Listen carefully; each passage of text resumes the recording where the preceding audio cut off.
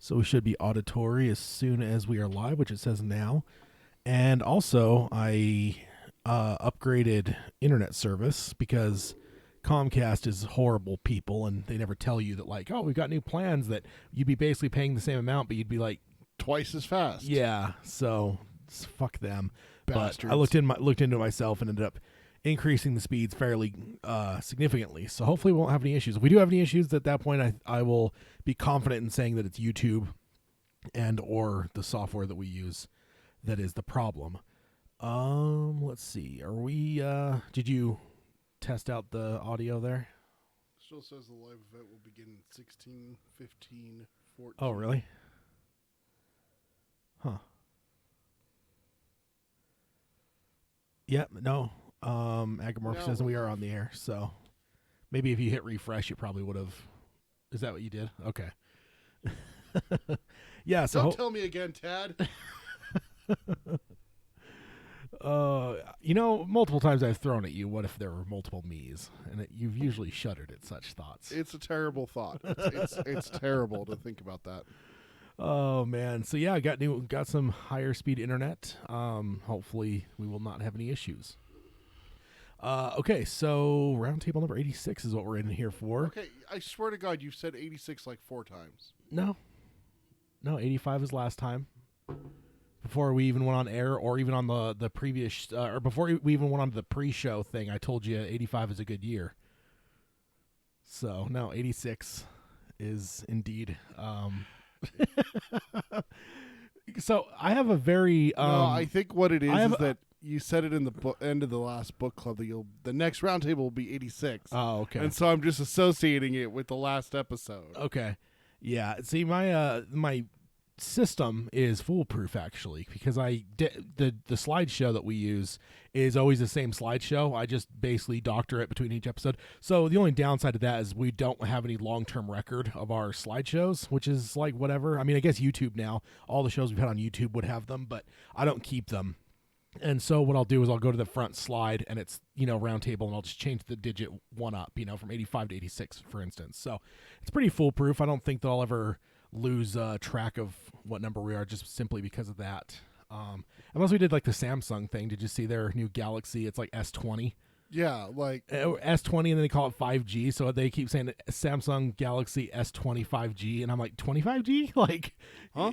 And I'm just like, I think the last one was like the 10, I think, and so it's like they just. Well, isn't that what iPhone did? I mean, it was like 7, 8, 10. Yeah, probably. I mean, it sucks because as a Dark Tower fan, there's no S19 now that we could look forward to. But, we won't be doing that here. So, yeah, my numbering is foolproof. Sure. I got to restart my phone real fast. It's having issues. Oh, okay. All right. So we got Agamorphy. We got Jim from Rhode Island in the chat. Welcome. Hi, guys. And, I guess we can hit the intro and get started into number 86 here. Let's get rolling.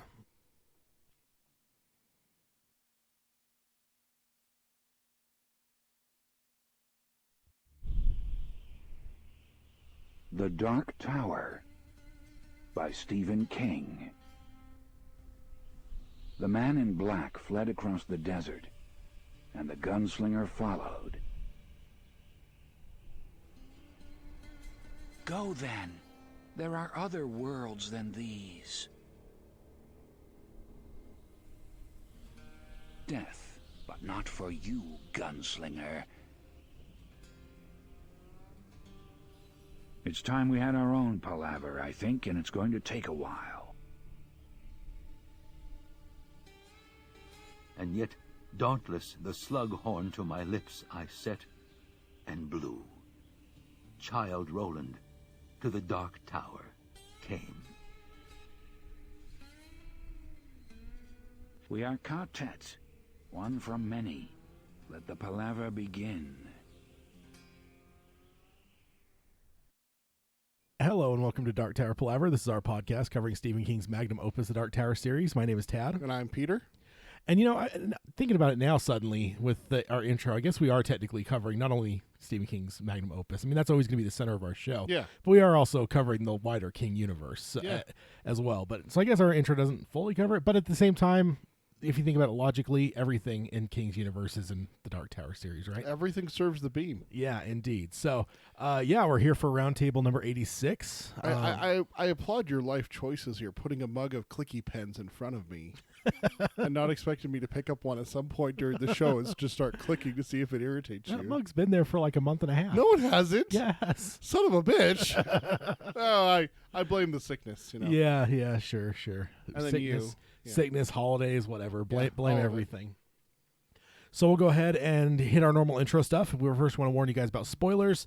We just came back with a book club last episode, and so we're back to a roundtable. So if you're new to the show, just know that we are going to, not going to for certain, but we will possibly spoil everything through the 7 primary books of the Dark Tower series. So if you haven't finished all of the books, you may want to stick to our book club episodes. On our book clubs, we keep to where we're at or before. We never jump ahead. So if you were in the middle of, like, say, book 5, for instance, this would not be a safe episode for you to listen to, whereas last week's episode you'd be totally safe to listen to. So that's your warning. Also, I will say I have some stuff to cover on The Outsider, but I've kind of made I went out of my way to try to make it to where it's not very spoilery. I feel like there's some good stuff to talk about that doesn't really spoil anything. So I've made pains to that. So even though we will talk about The Outsider, if you haven't watched the whole thing, if you're not caught up to episode 8, I think now, don't worry. So Like me. like you, yeah, I was going to say, I'm assuming you're still at episode 2. No? Okay, so you did watch some. Okay, I did watch some. Aren't you proud of me? I am. Hey, I am, and I give you no credit, obviously. since Obviously. I just assumed you were on episode 2 still. So, Hashtag Tad is terrible right off the gate, assuming that I'm not going to watch The Outsider. I see how it's it a is. safe assumption. No, it's not. with you. There's times I wait for you to watch something for months. Yeah, but there's reasons for that. It's not just because I'm just like, oh, Tad said to watch it. I can't watch it then. There's actual, like, legit I have a 7-year-old in the house.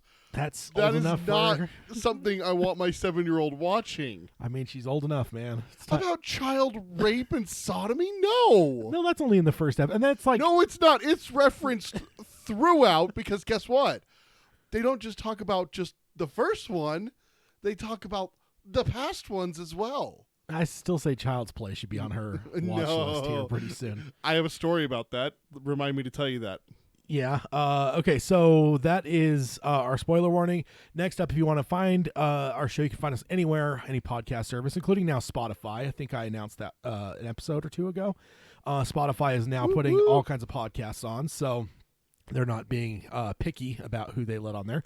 So we should be available on there. You can stream us on Stitcher, any podcast service. If you want to help the show, you can subscribe, rate, and review us on Apple Podcasts is the most important one for things like algorithms and stuff that will expose us to more listeners, hopefully, if you can do that. But anywhere that takes ratings and reviews, we will definitely take them, and we appreciate that. And next up, our show notes. You can find those at darktowerpalaver.com. For this episode, for instance, all the articles I'm going to cover, including I have some pictures to show, I will have all those on darktowerpalaver.com. So if you're listening in the traditional manner and not on YouTube, you can go on that website and find our show notes. And if you're a new listener, we also have a little tab for new listeners, a little selection portion for new listeners, and that'll bring you to questions that we kind of developed in our first year of being a podcast.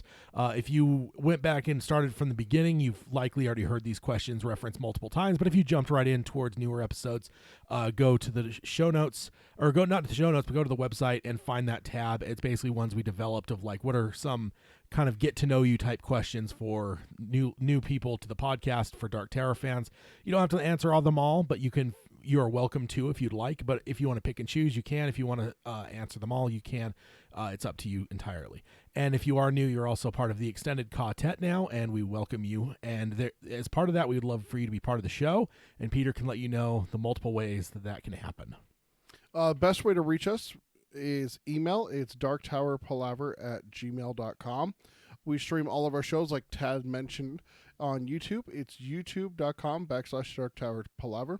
Make sure to hit the like button and then subscribe and ring the bell to get notifications of when we're going live or when Tad's fiddling with the system, like apparently happened earlier today. Yeah. You want to talk about that right now? Yeah, it was weird. So now YouTube has a thing where I have the software I've always had. I used to hit go live on that, and we'd actually start going live. Now YouTube has a thing where I have a secondary button now on their side where I can start the streaming software and go up to the YouTube page itself, and there's a button that says start stream. So it's kind of a two-step process now. I hit the first step earlier, like a half hour or so ago before we went live here, and it showed like 2 or 3 people showed up in the chat, and I was like, wait, is it telling people we're live? Because we're not. So I ended up canceling it. So I don't know. But I also did create the event. I've been telling everyone I will get those posts or created earlier so that people can kind of have a countdown and a warning. Yep. But thus far, I've forgotten the last couple of weeks. So apologies about that. Exactly. So we're also on social media. It's facebook.com/Dark Tower Palaver. And then we're on the Twitter. It's at Dark Tower Pod. That's at Dark Tower POD. And now you can also follow us on Instagram. It's Dark Tower Palaver. No spaces for that. Just all one word squished together. Yes, indeed, as it is on the Instagrams. Okay, so yeah, we got a number of things to cover on this episode. Like I said, I kind of teased we have a couple outsider things. Yeah, 2 outsider topics. But we actually also have an interesting Dark Tower one that came up. Kind of a retrospective one. And I wanted to cover it because, like, I feel like we've talked, I don't know, at some length about some of the past of the production of the movie, for instance, and like the history of it, but I don't know how deep we've delved into it, and so I figured this would be something fun to go over. Also, I'm looking at the notes. I knew I put it on here for a reason because I knew I'd forget. Just overall episodes for the show in history. Today, this is the 119th episode. Hey. So that's a fun number for Dark Tower fans. I see. I always put things like that because I know that I'll forget. Because I only found that out like a couple hours ago when I was updating the counter that I have, and cool, 119. I got to remember that. And I'm like, let me put it on the notes just in case. And glad I did. Otherwise, I would have forgot.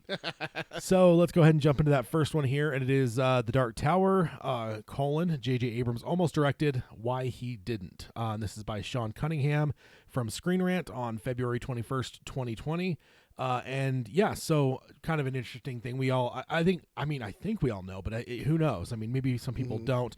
At this point, we obviously know the movie's a thing of the past. It happened. It's been and gone now, and everyone has opinions on it for sure. But it's kind of interesting to see the long odyssey of that 10-some-odd year waiting period that we had to finally get to the movie.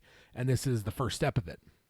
So jumping in here, it says the Dark Tower had a lackluster 2017 adaptation, but it could have potentially been a better effort if J.J. Abrams, who was originally attached to direct the project, would have stayed in the director's chair. Here is why he didn't. With many connections to other stories, sprawling storylines, and endless characters, who could give the film a worthy adaptation, which is obviously a huge question. It says initially it seemed that J.J. Abrams and Damon Lindelof were the men for the job. The creators of Lost knew how to create a sprawling story that would keep audiences on the edge of their seat. Plus, with the Dark Tower series largely finished, they would know where they were going from day one. Sadly, after 2 long years, both Abrams and Lindelof left because of Lost, which is the headline here. And the one thing I found funny too as I was going over this is like Lindelof has actually been one that has been kind of a punching bag for the internet for the last number of years, like just in general, that like he's the one that ruined Lost. And I don't know, it's just one of those things that makes me laugh because people will jump on someone like this. But now he's done the season of The Watchmen on HBO, which is very well loved. Yeah. So now suddenly all the fanboys are all over him, and I couldn't help but think to myself the same thing with Akiva Goldsman. Like we heard a lot of people kind of bad mouthing him with like, some of the stuff he'd done, even though I'd pointed out some of the good stuff he had done. And now one of the big things that he's involved in creatively is the Picard show on CBS All Access, and I think that's one of the best things out there right now, personally. Yeah. So I just find it funny, like never pigeonhole a guy because you think that like, he's done some bad things. Like, I don't know, everyone kind of has. So it's kind of, I don't know, it just made me think of that though, because I was like, man, I remember when this was first announced, even like this long before our show, I remember people were like, J.J. Abrams is cool, but we don't want Damon Lindelof involved in this at all. And it's like, now though, if those two were to sign on, people would be all over it because of The Watchmen. It's just like, I don't know, it feels like sometimes people are so reactionary about the last thing someone did, and they don't look at their overall like pantheon of work. But then it goes on here and says, despite working on his version of the Dark Tower for over 2 years, developments were few and far between. In 2007, Lost had finished its 3rd season and was heading for its 4th. Around this time, it was reported that the Dark Tower film update that the author Stephen King sold the film rights to the Dark Tower series 7 books to Abrams and Lindelof for $19. However, and I do remember that actually. And it says, however, Abrams' The Dark Tower never happened. 2 years later, Lindelof was finishing up Lost. Abrams had left Lost and made his way to Star Trek films. And in November 2009, it was finally revealed that The Dark Tower wouldn't be scaled by Abrams. The director noted, quote, after working 6 years on Lost, the last thing I want to do is spend the next 7 years adapting one of my favorite books of all time. So I do kind of remember some of the talk being basically that he almost wasn't sure how to do it overall, but I don't remember ever even hearing this aspect of almost feeling fatigued by Lost. Yeah. So I find that really interesting. Then it goes on here, it says, Abrams and Lindelof were exhausted after Lost and did not want to take the time to make The Dark Tower, but that might say more about The Dark Tower than it does about Lost. The Dark Tower series was finished, everything was laid out, ready to go, but the 2 biggest creators in town didn't want to take the job. Instead, Abrams decided on directing Star Trek Into Darkness, Star Wars The Force Awakens, and Star Wars The Rise of Skywalker, which he thought would be easier than directing The Dark Tower, which is funny to think about. Maybe Star Trek wasn't as big of a concern for him because he had already made one, and it was pretty well. I mean, I don't know about well loved. It was loved by most audience. Trekkies didn't really like it though, but I don't know.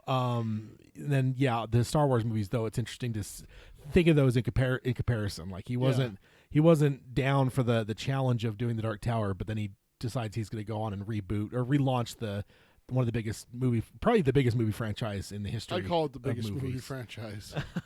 And so, I find that kind of an interesting thing. And then it says Lindelof decided that being the showrunner for HBO's Watchmen would be easier than writing The Dark Tower as well. Meanwhile, no one figured out how to make The Dark Tower into one single film. Thus, in the words of CBR, the project went on the weird winding road before bombing at the box office. And so then it finished, finishes up here. Adapting The Dark Tower is a massive undertaking for anyone. For reference, the only 7-book series adapted into the big blockbuster for silver screen was the Harry Potter series, and even then it took 10 years. While Rowling hadn't written the entire Harry Potter series at the time of the first film, and King had, Abrams would still have had an uphill battle.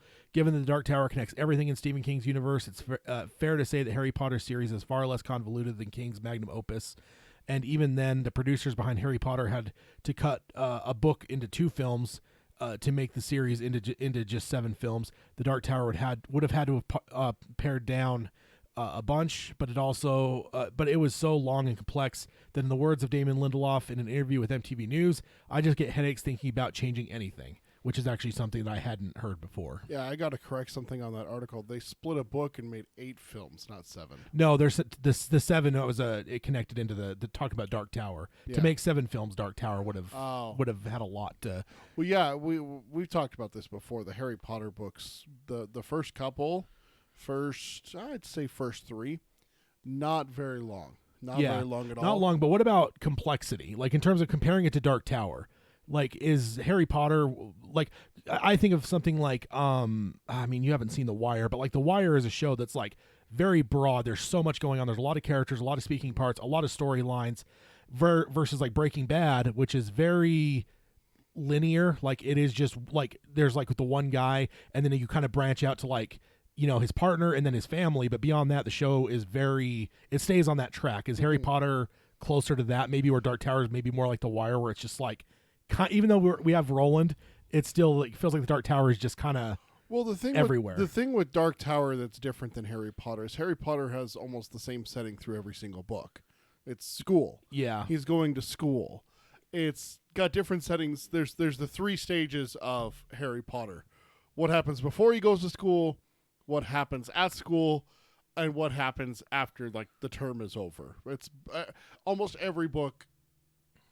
I don't want to spoil anything because obviously you've never seen it or anything like that. And not in a bad way, but it's kind of formulaic. It is very, and I don't mean that in derogatory. It's not in a bad way. It is very, very formulaic until you get to the last book.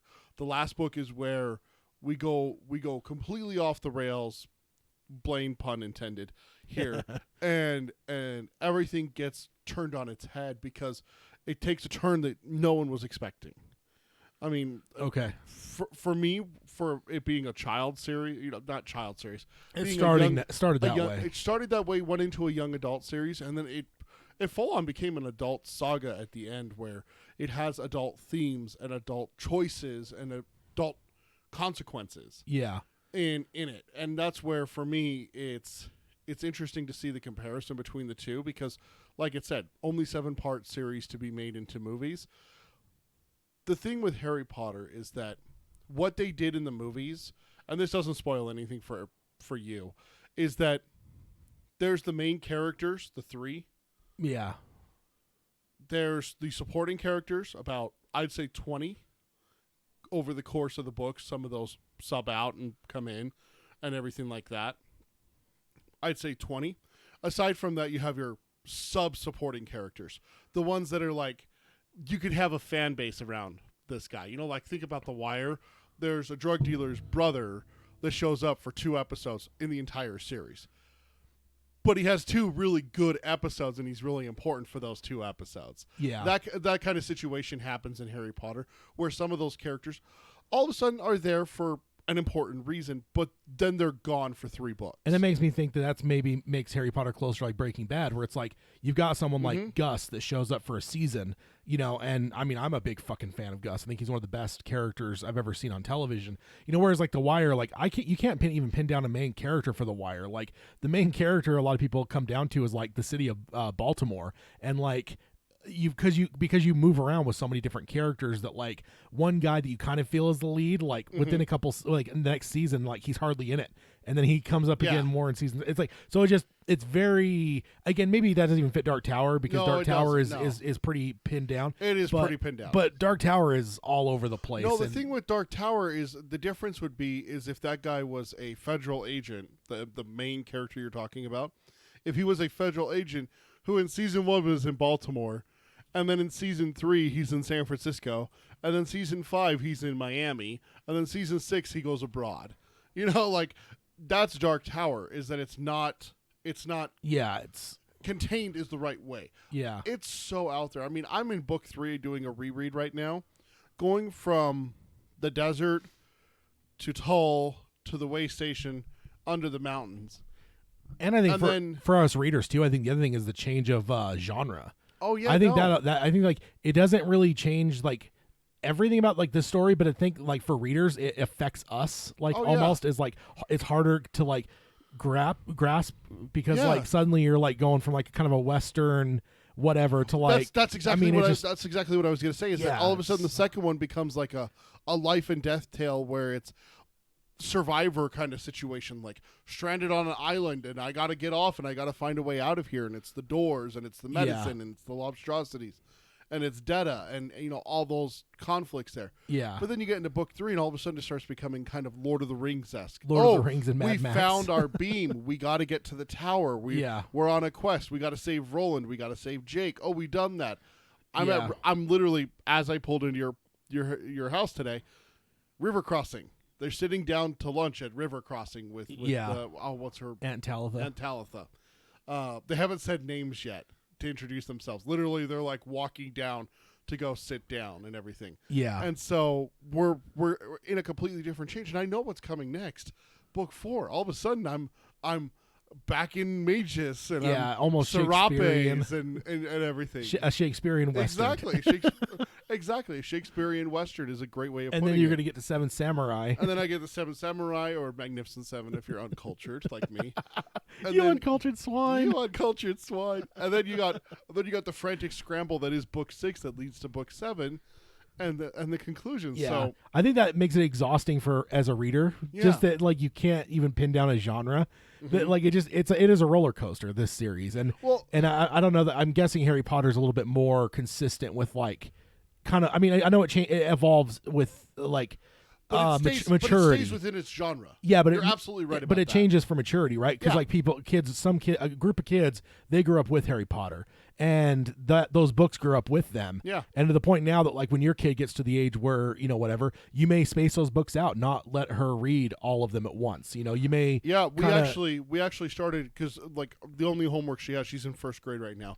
The only homework we have is read 20 minutes a night, and it's mostly supposed to be her because she's, learning to read, first grade. Yeah. But we started also reading Harry Potter.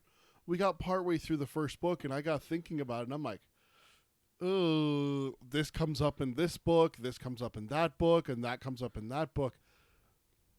Dude, I don't think she's ready for that. Yeah. I mean, this goes back to my story that I wanted to tell you about the Chucky thing that you were talking about. We were surfing through YouTube the other day. She's obsessed with Animal Host coming on late night shows. Robert Irwin's been doing Jimmy Fallon for a few years. Oh, okay. We happened to come across one of those clips. So we were surfing, which through. is like the classic. Like, what's his name? Steve Irwin did it all the time. Yeah. So we've been watching those clips like crazy. We came to the. Did you know that YouTube has free movies with ads? Yeah. Came to the free movie section. Guess what happens to be one of those free movies? Child's Play. Child's Play. Guess what my daughter did? Played it. Screamed and ran into her room. Oh, okay. Damn. So. Damn. But it's interesting to think about, like, the difference between. I mean, Dark Tower obviously starts as an adult. I mean, there's. Yeah. An entire town gets massacred in the first book. Yeah. Men, women, and children. Yeah. This never. I mean.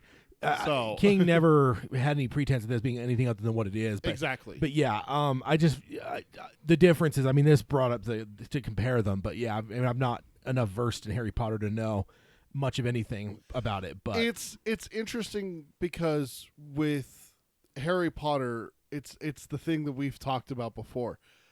Damn child actors, man. They grow so fast, and making a movie takes time. Yeah. And so it definitely does a seem TV like show almost would have been better. A TV because show. a TV show, you literally make it, and there's only a year until you're making the next one. Yep. Like, you would have got through, probably 3 or 4 seasons in the time it took them to make 2 movies. Mm-hmm. Like, because there was years in between Harry Potter films. Yeah, as I was saying, I'm guessing there's a 2 or 3 year gap. That's generally the gap between movies. You know what's funny is I've been kind of like diving into James Bond again. You know what's freaking insane, dude? Some of those early movies came out a year apart. Damn. Like, how in God's name do you make a fucking Bond movie in a year? Like, nowadays, it's like it's back to it's into the normal where it's like, if they rush, it's every 2 years, but if not, it's like 3 or 4 years. Like, it takes a while to make movies. You know, they were actually pretty formulaic when it came to the Harry Potter films. 2001, 2002, 2004, 2005, 2007. So they had 2 in a year, or two within a year of each other. 2001, 2002 were the first 2. Oh wow! But I think what they did is they filmed a lot of that together because it was the same director. After that, they started getting different directors, and when you get different directors, things change. Yeah. I don't remember how many of the others. I just remember the first 2 were directed by Chris Columbus. That's all I remember for directors for when it comes to Harry Potter. I know you know someone who directed a Harry Potter. You brought it up a little while ago when we were talking. But 2004, 2005, so those went back to back. 2007, 2009, and then 2010, 2011 were the last 2, and I know those ones were filmed together. So there's a 10-year gap. I mean, if that was a TV show, that would have been 10 seasons in that time period. Mm-hmm. You know, and they wouldn't have needed 10 seasons. So, you know, like, so I'm just saying, like, nowadays, if it was today, I believe 100% that probably Harry Potter would be a TV show. But back then, you didn't make TV shows like that. I mean, The Sopranos was still in their first couple seasons at that time. For God's 2000 for the first Harry Potter. Yeah, the golden age of television was like hadn't started yet. I mean, it was an embryo, if anything. I mean, the Sopranos is kind of the one that kicked it off. But yeah, it was a while. Now, because you mentioned that, and I know your daughter's a different age, but I found an article while I was prepping this. I didn't cover it, but it was basically the person saying that, like, don't censor children, because apparently there's a city or state that's looking to try to make libraries basically age code books and deny kids certain books based on content. Wait, don't we have that now? No. Oh, really? Yeah, no. I wasn't able to check out a book that I wanted when I was a kid. Yeah, no, because really? there's no age restriction on books. Like you don't have the MSRP or not MSRP. That's pricing. What's the ESRB for video games? For video games, and the MPAA for movies. You don't have that for books.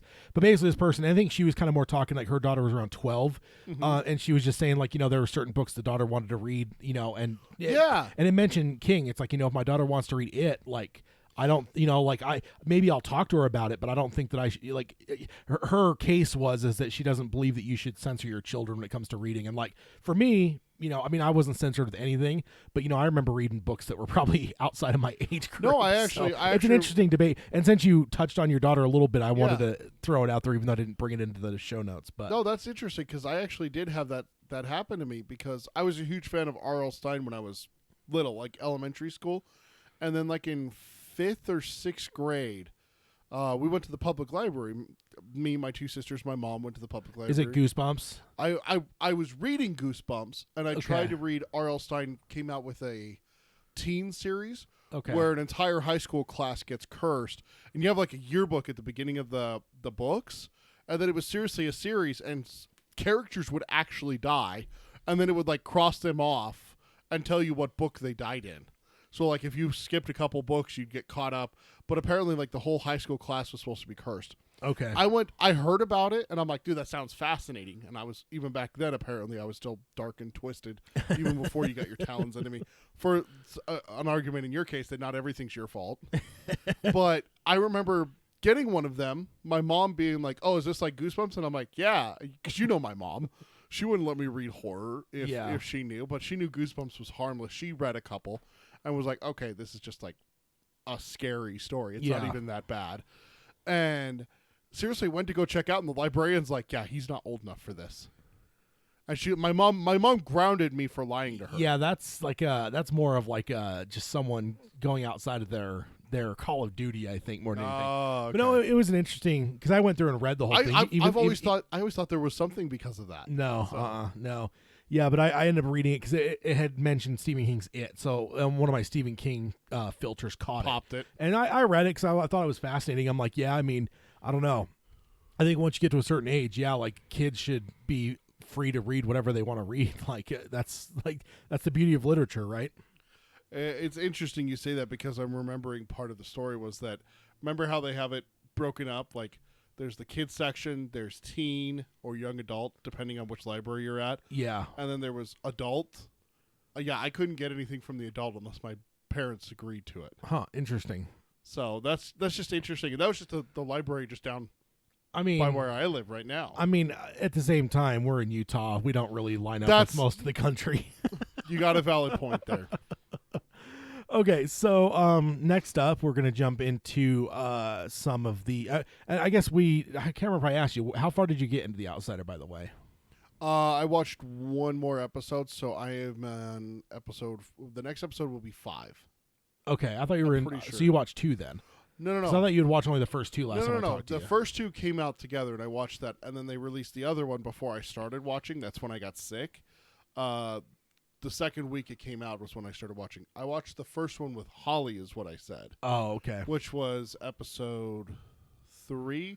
So now I think I've watched 4 episodes. Okay, so you're about half. I don't have HBO on my phone, or else I'd be able to tell you. Yeah. One thing I found interesting, too, that I found in the email as I was going through everything, I didn't hear about this at the time, but apparently they dropped the episode for the Super Bowl week a day early so that it didn't conflict with the Super Bowl. I wish I would have known that. Oh yeah, I waited till 7 before I signed on to HBO that night and watched. So if I would have signed on earlier, apparently I would have found the episode. Dude, that's unfortunate. HBO and Xbox have some kind of an agreement. Every time I turn on my Xbox, there's like the advertisements on the right hand side. I mean, you have an Xbox, so you know that. On the right hand side, it's always 2 things: it's Borderlands or it's The Outsider. Yeah, it's like new episode, and I'm like, I know. Yeah. Wait, did you program my Xbox to do that? Maybe. Okay, so this one is the crucial story change that makes The Outsider one of the best Stephen King adaptations. And this is by Matthew Jackson from Sci-Fi Wire on February 24th, 2020. And like I said, I've made some cuts to this just to make sure that we can hopefully talk about this without spoiling too much of anything. But if you want the full article, you can see it at the show notes. The show notes, yeah. So it starts off here. It says, even in a somewhat crowded field of Stephen King adaptations released over the past 3 years or so, The Outsider has managed to stand out.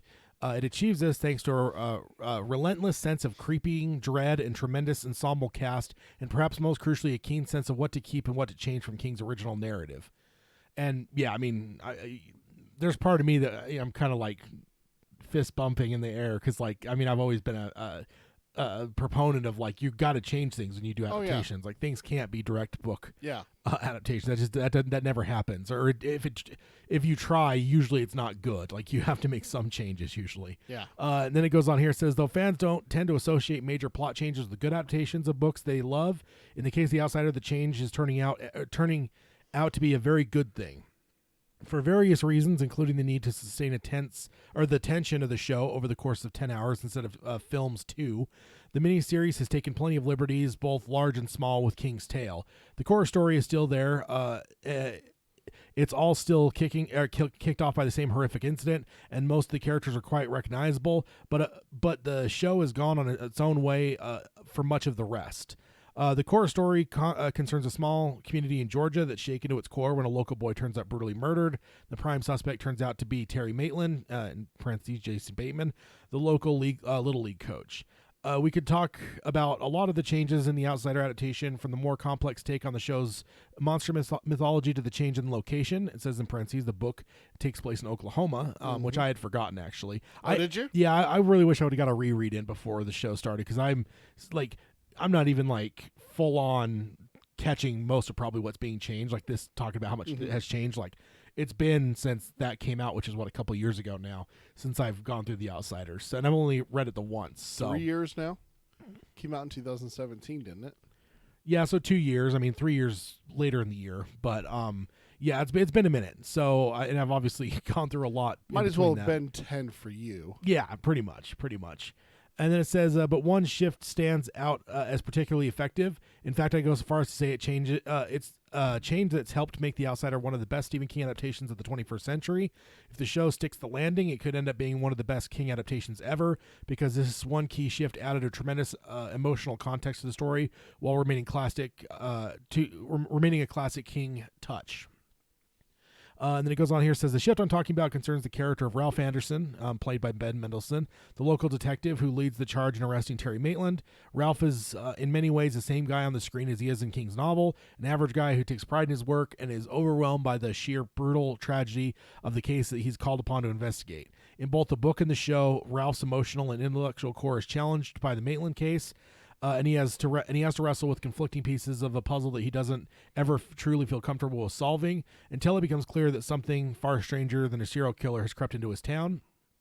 The Maitland case is personal for Ralph in the novel and in the show because of Terry Maitland coaching Ralph's son Derek back in Derek's Little League days. In the book, that's about the only connection that Derek has to the story.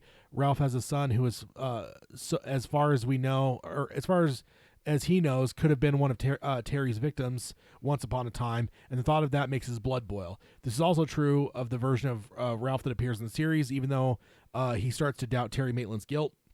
Ralph's thoughts keep turning back to his son Derek. Derek Anderson, you see, is alive and away at summer camp in the King novel, but in the TV series he has died of cancer years earlier. And so that's kind of the big change that where he's alluding to at this article.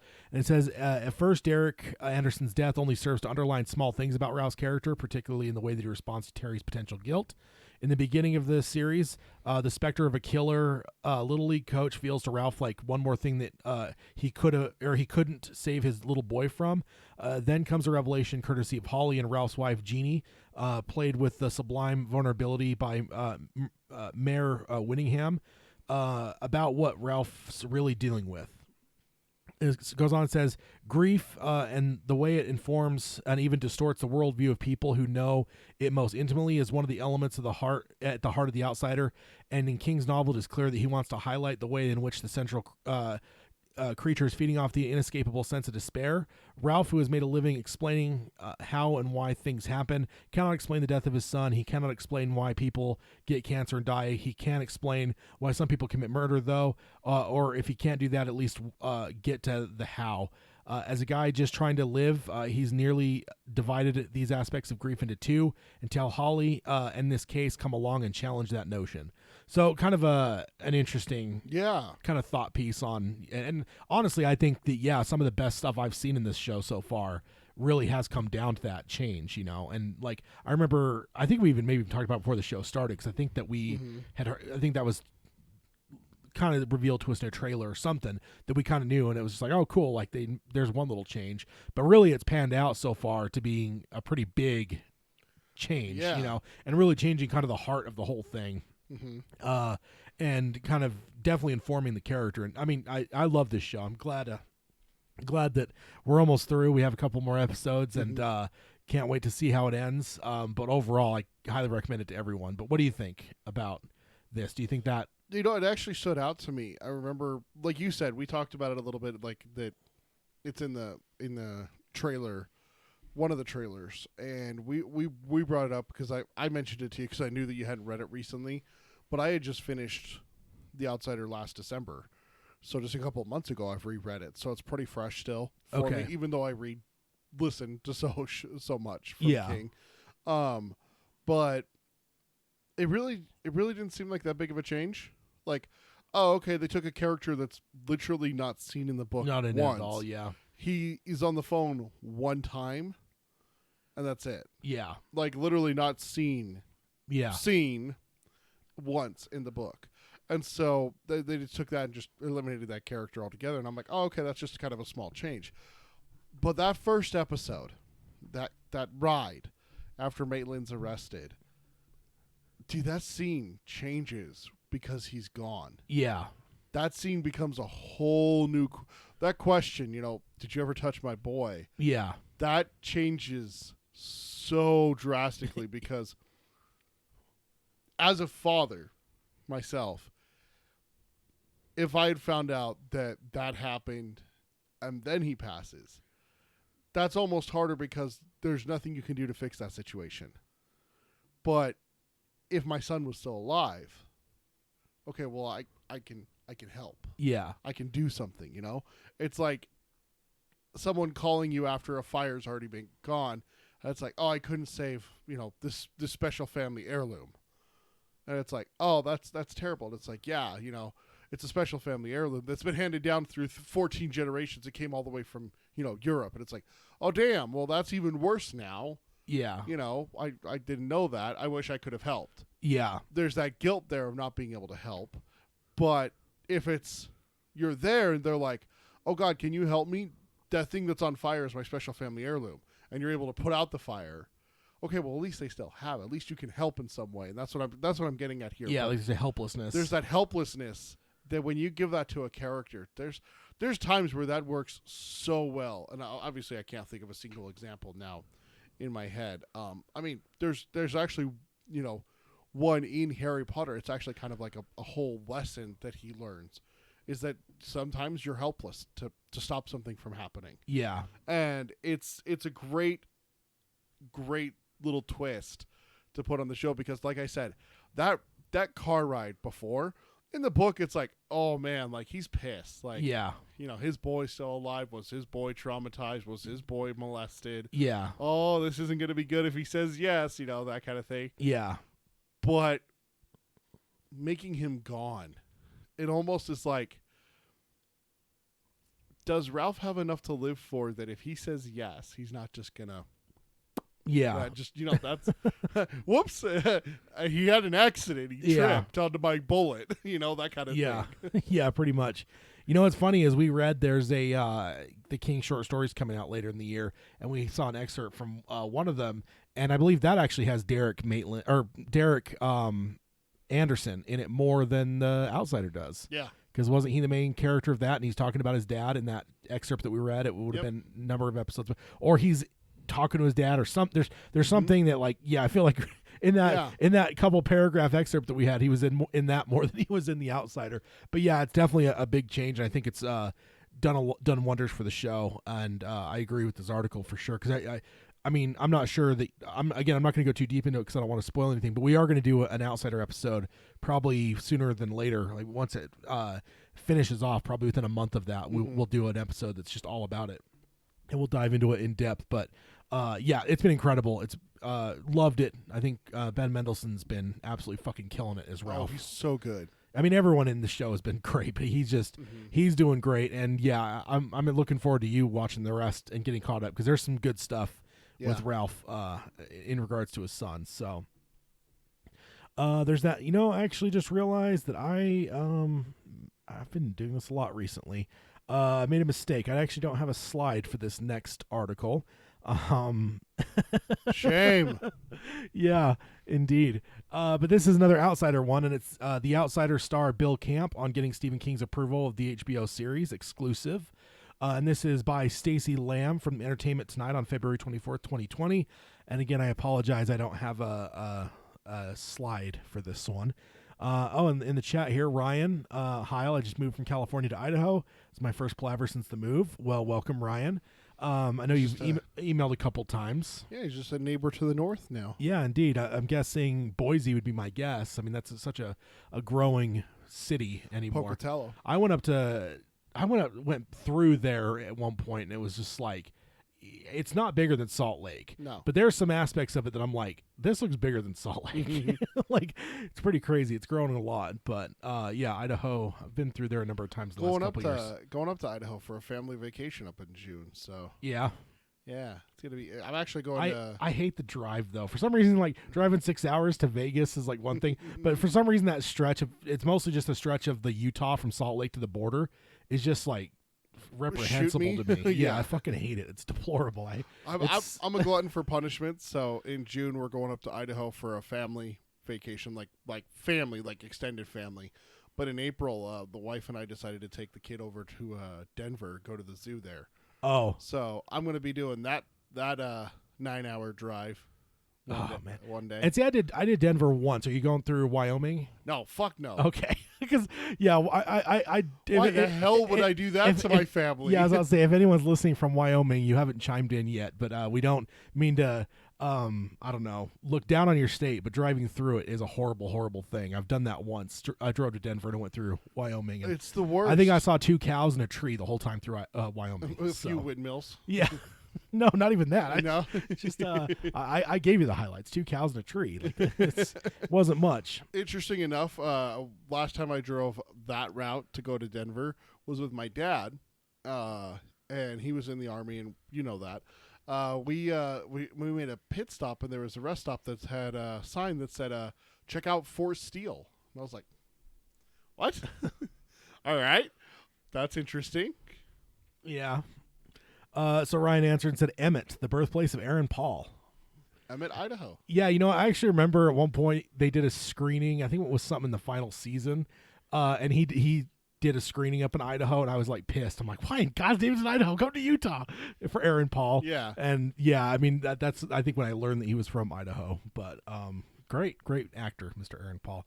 I was thinking he's still Eddie Dean. I've been thinking about doing another El Camino watch recently, but yeah, he's great. Okay, so jumping into this article here that again no slide for The Outsider. Bill Camp, basically article kind of on him. This is a formidable character actor. Bill Camp has built a career on supporting roles in award-winning films from 12 Years a Slave to Joker and buzzy TV shows like FX's Damages and The Leftovers on HBO. After earning an Emmy nomination for his performance on the HBO limited series The Night Of, the actor is once again the subject of positive reviews for his portrayal of defense lawyer Howard Salmon?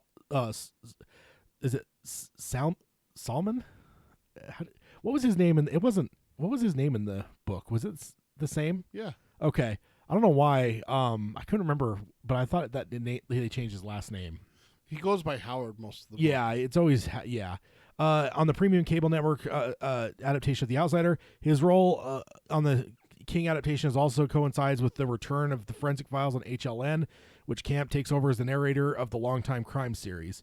And it goes on here, it says the limited series has 2 episodes remaining in its attempt to bring King's chilling crime thriller to a close. Based on King's best-selling novel of the same name, the crime thriller tells the story of a gruesome murder of a local boy and the mysterious forces surrounding the investigation, while Terry Maitland, Jason Bateman, is the initial suspect in the case. Detective Ralph Anderson, Ben Mendelsohn, finds himself chasing after a mystery man as he tries to figure out the truth behind the horrifying crime. Once they hear her report, Howie, and this is talking about Holly, which you haven't got to yet. I can't remember what episode. I think it's 5 or 6 when Holly kind of has like the tell-all. Mm-hmm. And it says, once they hear the report, her report, Howie and others in the room react poorly. And then this is a quote from Bill.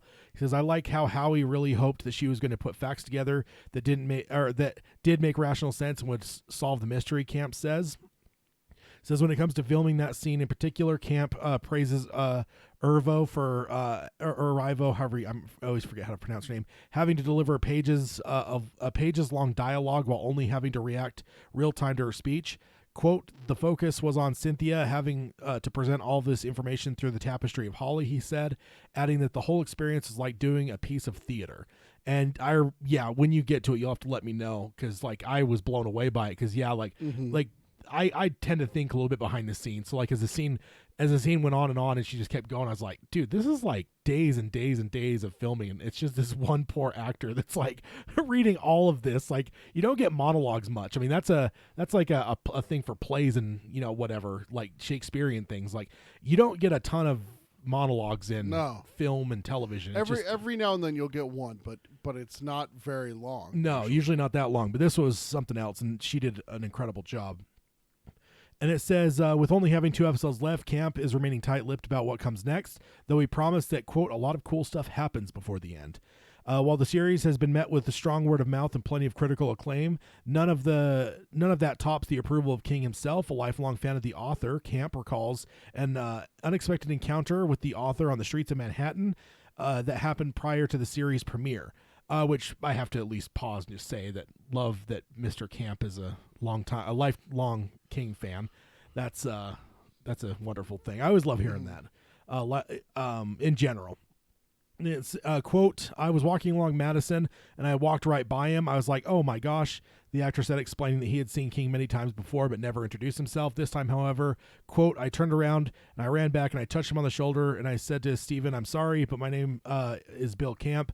I was in The Outsider. And he was like, have you seen all the episodes yet? At the time, Camp hadn't seen any of the show, but it was glad to find out that King approved. Quote, it was such a cool moment for me, having been part of the universe that he made. I was in something that he wrote, and that he seemed quite pleased with it too. The actor continued, he had a big smile on his face, and I thought that was pretty spooky. And it says, and for Camp, it doesn't get much better than that. So, I mean, he's like, in terms of character actors, he might be one of my favorites right now. And so like to have him involved in this, and like, for instance, Joker, I remember giggling when he showed up in that, because I love him. Like I watched Night of, and it just, ever since then, I've just been like kind of in love with him as an actor. Like, he just does such great fucking work no matter what, that, when he was in this, I was just like, hallelujah, I'd love to see him again. And not to mention the King thing. Now to find out he's a King fan is even better. Yeah, I actually got to correct us. You were right. They did change his name. It's Howie Gold in the book. That's what I thought it was. Gold. I was gonna say. I thought it was like Howie Gold. I'm like, but man, maybe like, okay. Glad I'm not crazy. You said it, and I just knee-jerk reaction. I was like, no, it's still Howard. Like, and then you're like, yeah, the last name, and I'm like, wait, wasn't it Gold? Yeah, I thought it was too. I would have looked it up. Yeah, he's Howard Solomon or something like that. Yeah. in the series, but he's Howie Gold in the book. Okay, let me go up here. Yeah, but it's like Salomon, but it's like Solomon, but it's spelled with an A at the first. Salomon.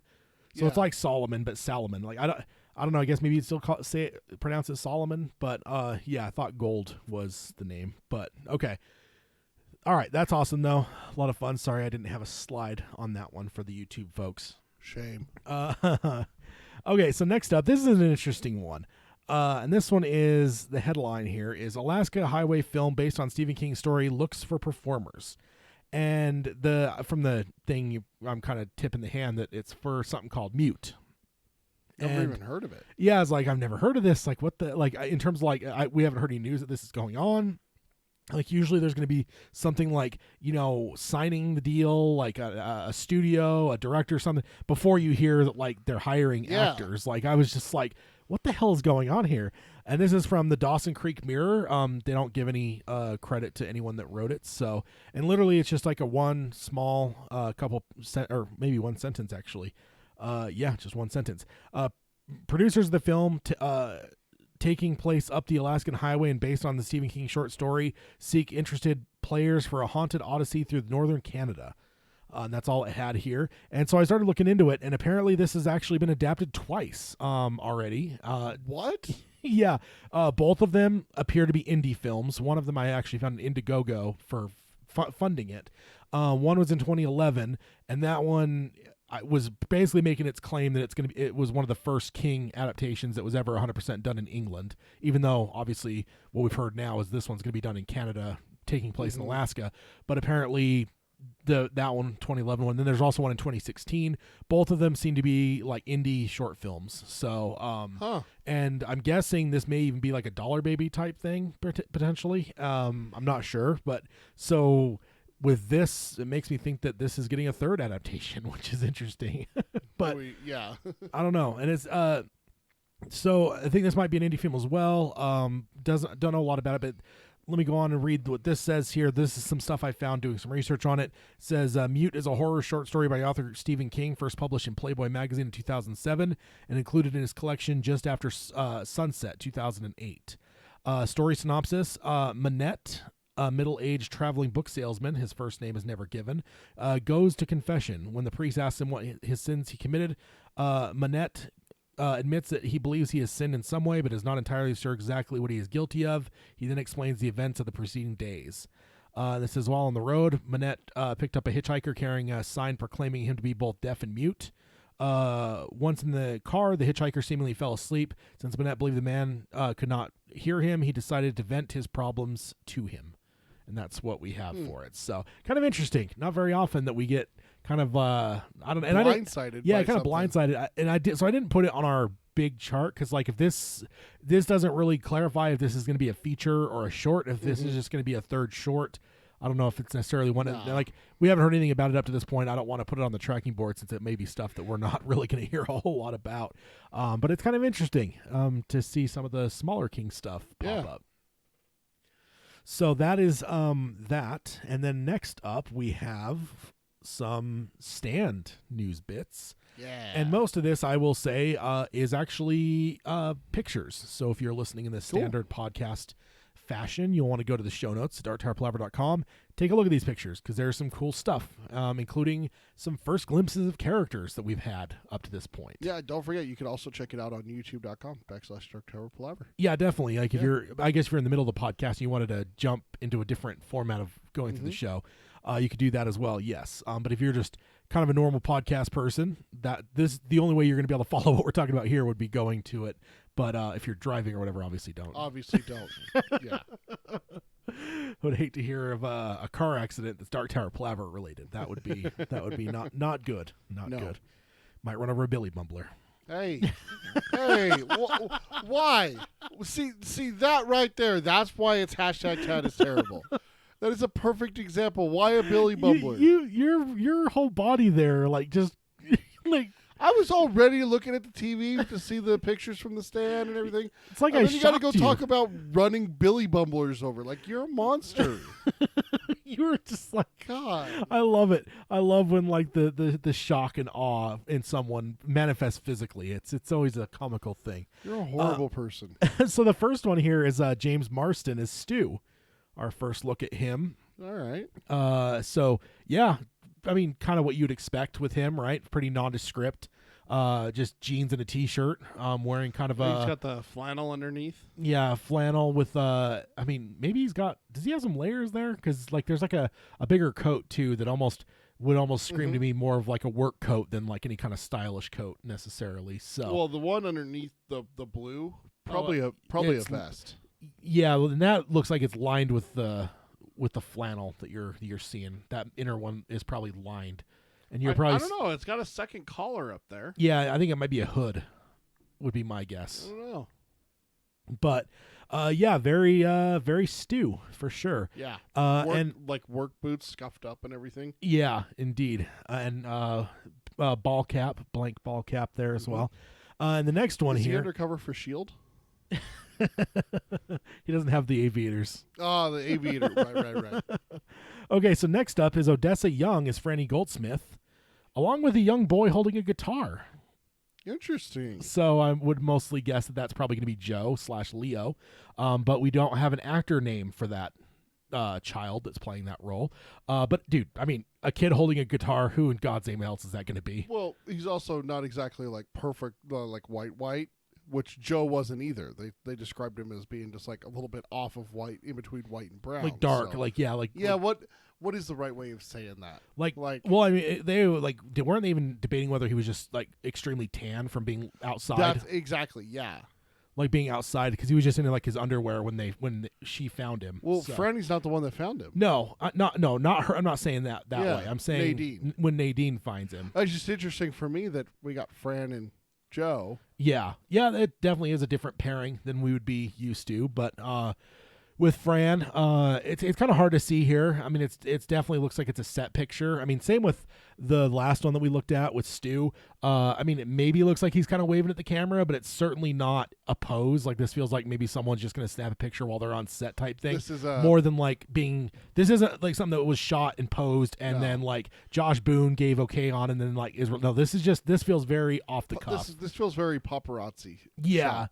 Yeah, and same with this one with Odessa Young. Because they're not as even Franny. looking at the camera. They're not even looking at the camera. They're looking off. Yeah, they're looking off in another direction there. But it's definitely our first look. Can't say much about her. I mean, I would say the hers definitely.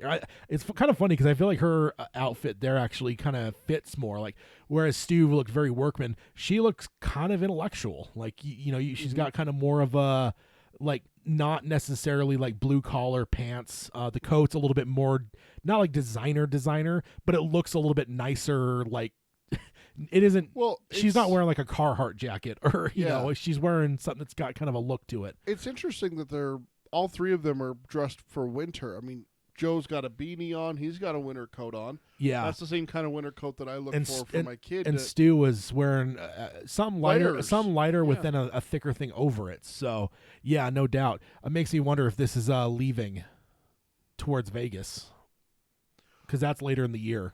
But they're not supposed to take anything with them. Maybe so.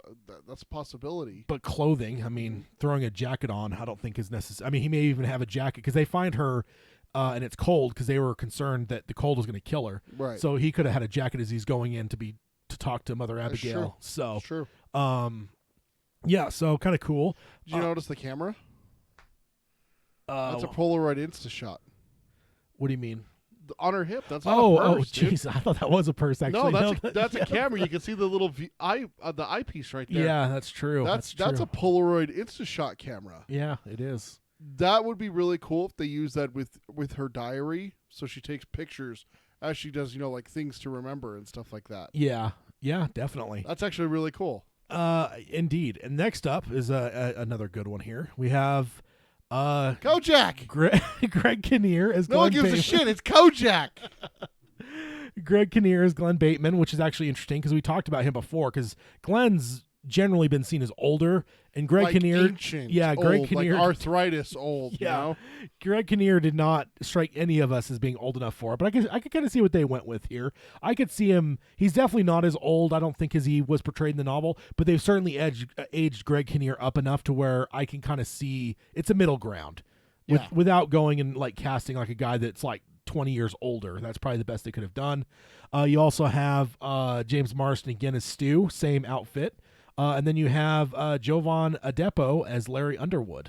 This is absolutely leaving to go to Vegas. It has to be, yeah. And then, of course, I didn't list it as thing there because How dare you not list him? But we also have a dog That's Kojak. on the leash with Mr. Kojak, control. with Mr. Glenn Bateman. You must learn control.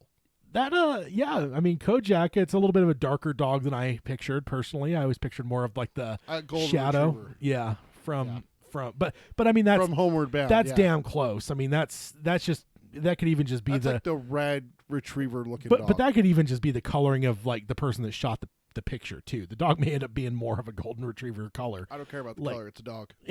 Yeah. Now the question becomes here is are we going to get Kojak's journey What do you mean? when he gets when like he gets across? abandoned? It doesn't look like he's. Well, is he beat up? Is that left eye? I mean, the right. His left eye, the one on that side, is that all beat up? It's hard to say, but you have that whole chapter in the book with him crossing the country And hiding under the and the getting porch from attacked the and wolves. stuff. Yeah. So I wonder if they would do such a thing in the movie or the series here. Very interesting. If it's Josh Boone, I wouldn't put it past him. What are you saying? He's some kind of monster?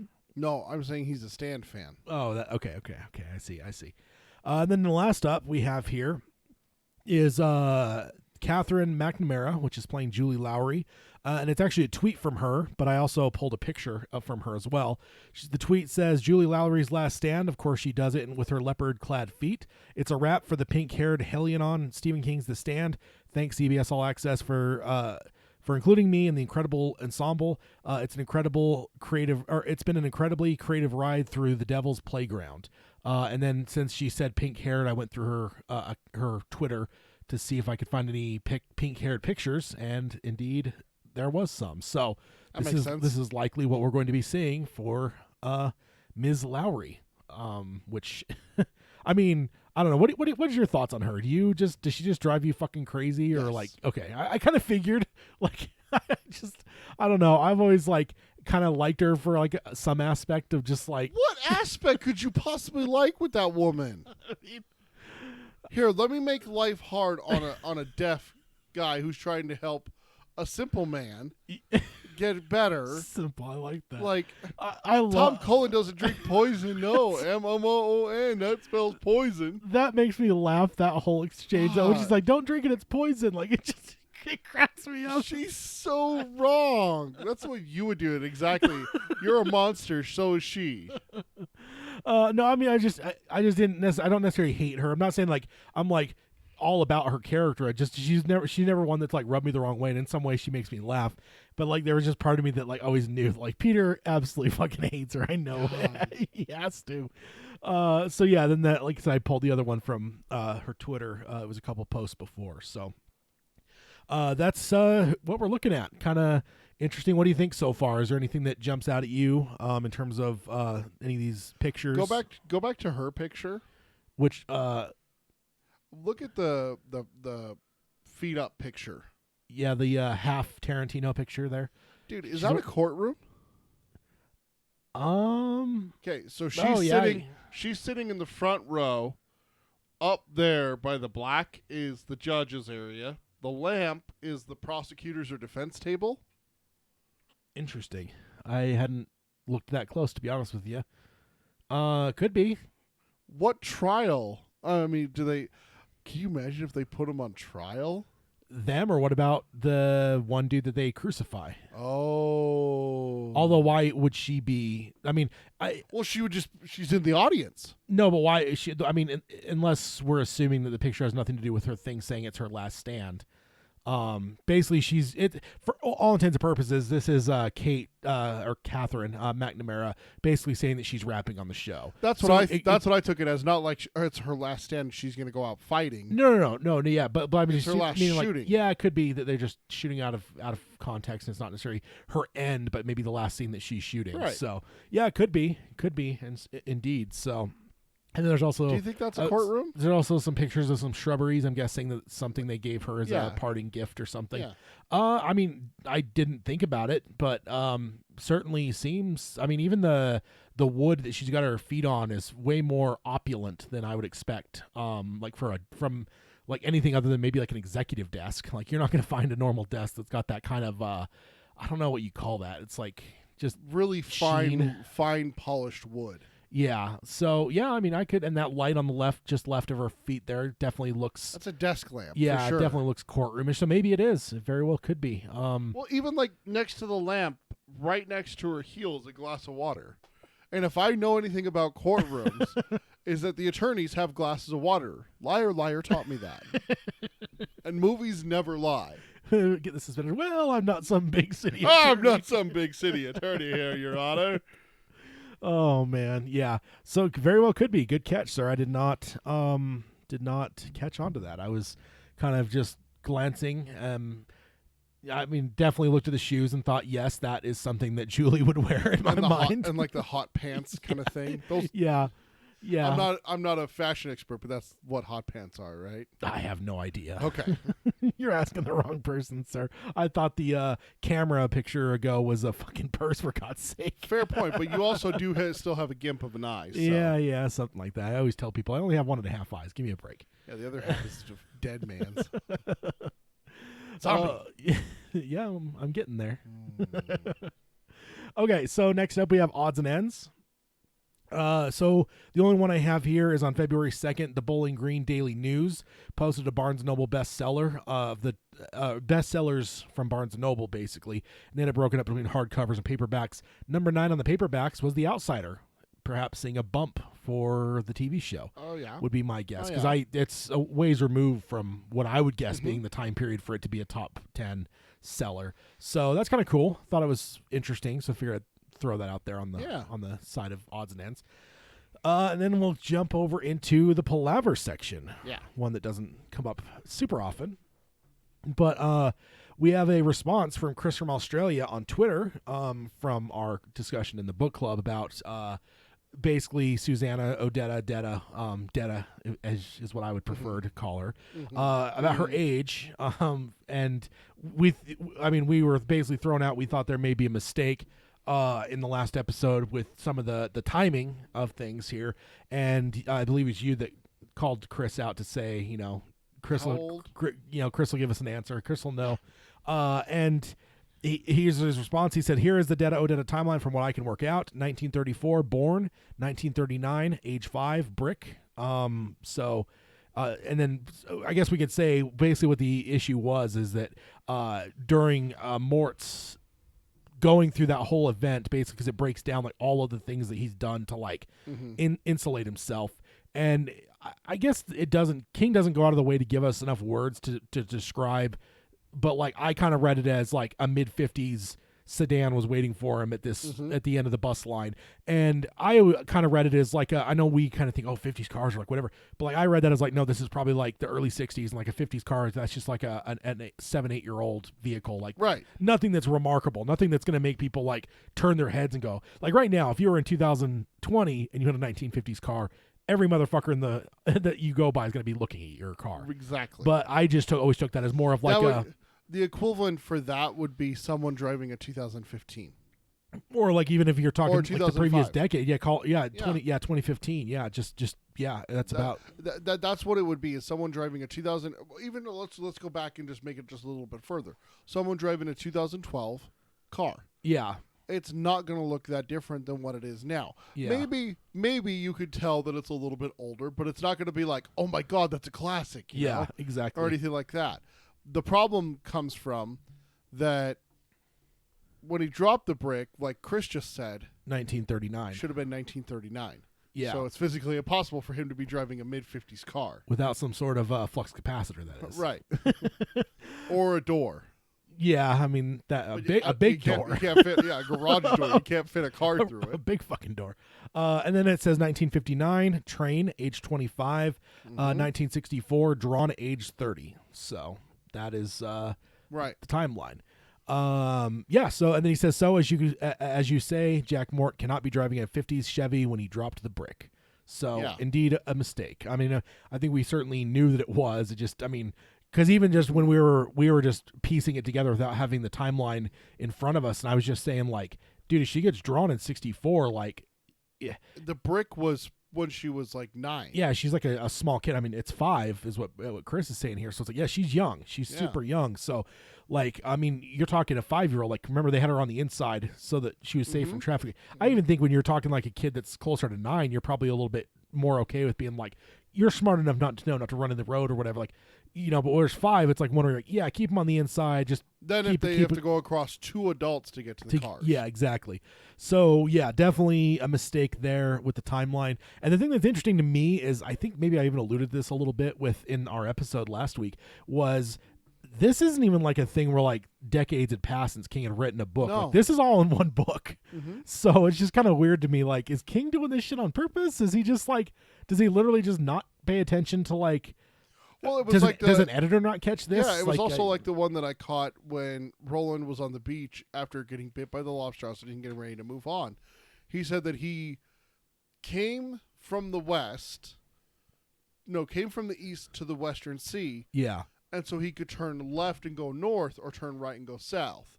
But if you're looking west, north is to the right. Not Yeah, the that's left. actually a really, really common Dark Tower like flub. That's like one of the most common ones, is that whole thing. And like, Yeah. to me, my brain, we talked about this before, my brain just doesn't working that way. I just like I don't give a fuck. Like, cool, the sea's on that side of I don't care. Like, Yeah. whereas you and like most fans are just like, wait a minute, that doesn't make any sense. Yeah, if he's looking west, and I'm pointing west for you right now, and he wants to go north, he would turn right. Yeah. But in the book, it says he turns left. Okay. He goes yeah, north. Yeah. That's the problem. And so like it's just funny, just like you. But and see, like, for King though, he's probably more East Coast. I mean, he's lives on the Atlantic, right? So yeah, I wonder if it's more of just like he just looked at the ocean and went, yeah, to go north, I turn left. yeah. But if it's not the eastern sea, Yeah, it's the western exactly, sea. exactly. So But I've always that's a good explanation. I've always there. assumed that's exactly why it happened because it's like just like I feel like if you're someone that's in California and you talk about the ocean, like you're not going to have to say Pacific. You assume you're talking about the Pacific. So if you write a book, like if you don't clarify, like if people don't know you're from California, like they may get lost. Whereas King, I just feel like I've always thought that it's probably just like for him. Oh, the sea, north is left. Cool. Like, and then he wrote it. And then we find out King explains it that north and south are opposite in Roland's world. Yeah. It could be. That could be another explanation. It's a very good explanation. East and west so somehow stay the same, Yeah. but north and south got swapped. Yeah. That makes my head hurt. So speaking of Roland's world, we got another topic here. And basically it's a question that you added to the notes here. And it's a discussion of what happened to Farson's democracy. Because we talked about, did we talk about that in the last book, or was it book club, or was it one before back in September? No. It wasn't necessarily. It was a book club. It wasn't this last one. It was the one before. Okay. So back in September. Mm-hmm. Okay. And then it reminded me again when we got into this book club, because the big thing that Roland brings up is that Farson wanted to, and we didn't want to talk about it in the book club because obviously we hadn't got that far. Yeah. With like Roland's tale with Magus and everything like that. So we wanted to talk about it on a roundtable. So spoilers, full effect. Yeah. We brought up that it's so weird because we know the Roland's way loses. Yes. We know that. We know that shortly after the fall of Jericho Hill. It was like shortly after there, Gilead falls. That was the end. Yeah. That was the last battle, and Gilead fell. Like that was the last stand for the gunslingers. Yeah. And then it's like Roland says it a couple times, and I've got over this part with him and Eddie on the beach. They won every battle, lost the war. Yeah. And you brought up the question to me, and I don't remember if it was on air. I think it was is it so weird to be rooting for someone that's against democracy? Yeah.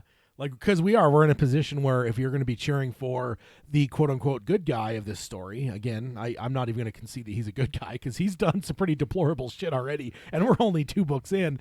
Mm-hmm. But ultimately, the guy that we're following, okay, he guns down a town. Okay, he lets a kid fall. Like, there's a number of things he's done that you could hold against him.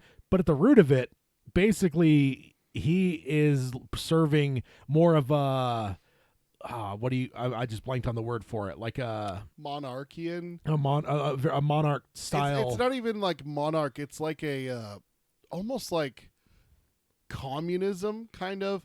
Everyone puts in for the greater good, and there's a select class that is above all. So it's not even really like communism. I think it's monarchy because the gunslingers would be the royal family. Yeah, because you have. I mean, so it's a little bit different because it's not like it is a family based thing because you got the line of Eld. So it literally is a monarchy, but there's like this weird, like militarized aspect to it that maybe you don't think of with your normal monarchies. Well, because what you have in normal monarchies, you have your king and queen. That yes, the king can come down and fight. Yeah, that there's many kings throughout history that have gone and fought. William the Conqueror just comes to mind. Alexander the Great. Alexander the Great is another one. But what's the difference between a king and an emperor? I mean, title? Yeah, probably. I think it's probably. I mean, and even in some cases, like, is there a difference? I mean, Tsar in Russian is basically Caesar. Like, Tsar means Caesar. And so it gets interesting that we have like this line of Eld. Going back to the king, then you have the king's like knights. I'm talking medieval here, which is what this is largely based off of, is like the Knights of the Round Table. Yeah. So you have your knights, and then you have everyone below that's basically servants. Yeah. Hax the cook is an example. A Yeah. guard is an You example. got the cupbearer at one point that mentions. Cupbearers and stuff like that.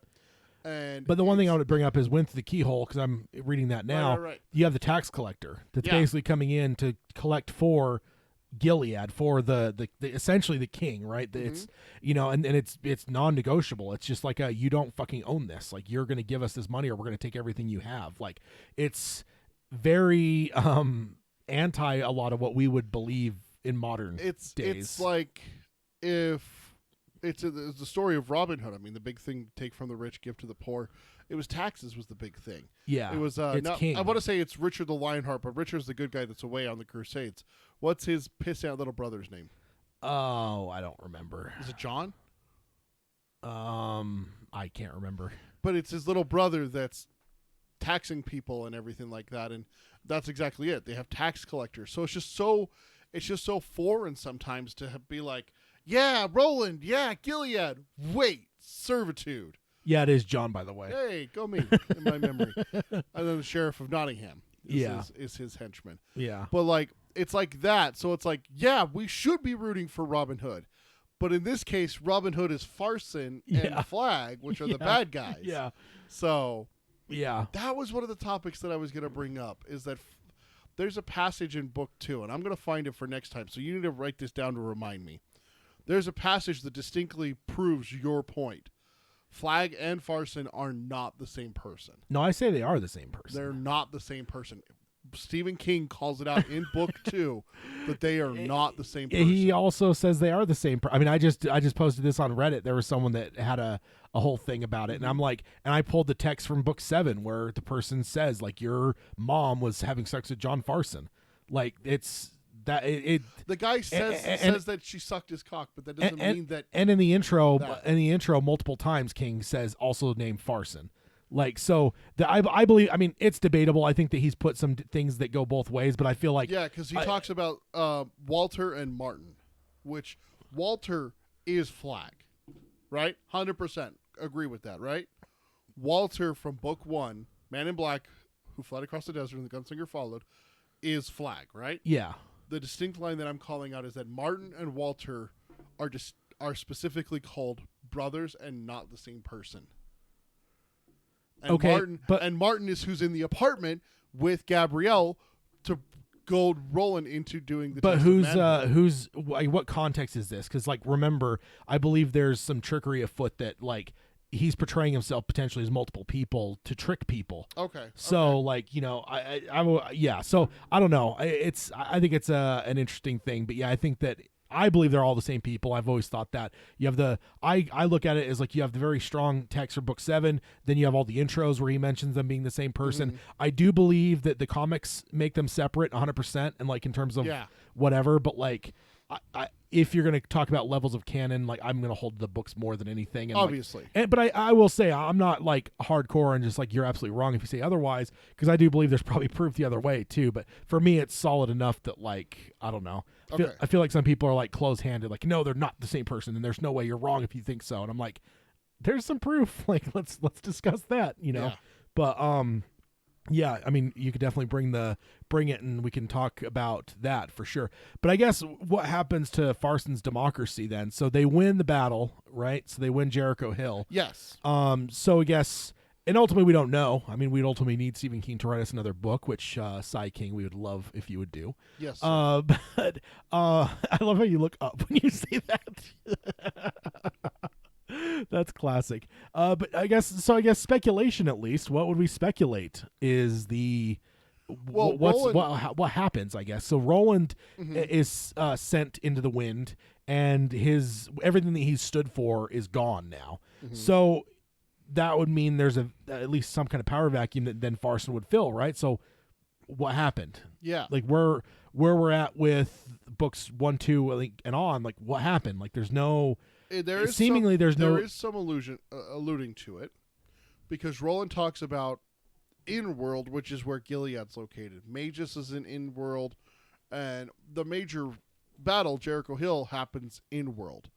Roland doesn't get to mid-world, reminding you of this, until book 3. So books 1 and 2 still take place in-world.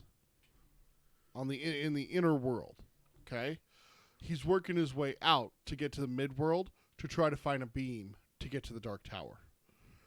I thought he was working his way in. No, he's working his way out because inner to midworld to outworld. Book 7 is in the outskirts. No, because the tower's in the center of it all.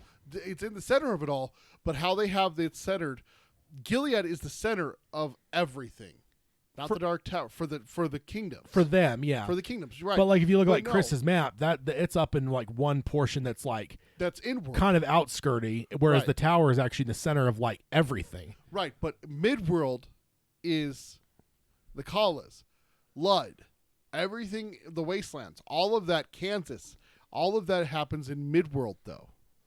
So it's interesting because Roland talks about how the light went out in Inworld when the line of white fell, when Jericho Hill, when they lost that, when they lost that. So he talks about that nothing but darkness reigns there. And so to me, what the most logical explanation is that Farson won, but Farson was possibly killed, maybe disappeared, you know, if he is Flag, like you're saying. And all of a sudden you have this power vacuum. Roland mentions it in book 1 where he talks about a like a priest type wannabe who has a gas pump for a god. Yeah. And people worship him. And what I think happened is that Farson skedaddled, or Farson was killed, and the power vacuum just left it to ruin. It's kind of like Alexander's type situation. Yeah. Alexander doesn't need an heir. All of a sudden, everyone claims a portion and takes chunks and everything like that, and the whole thing just falls apart.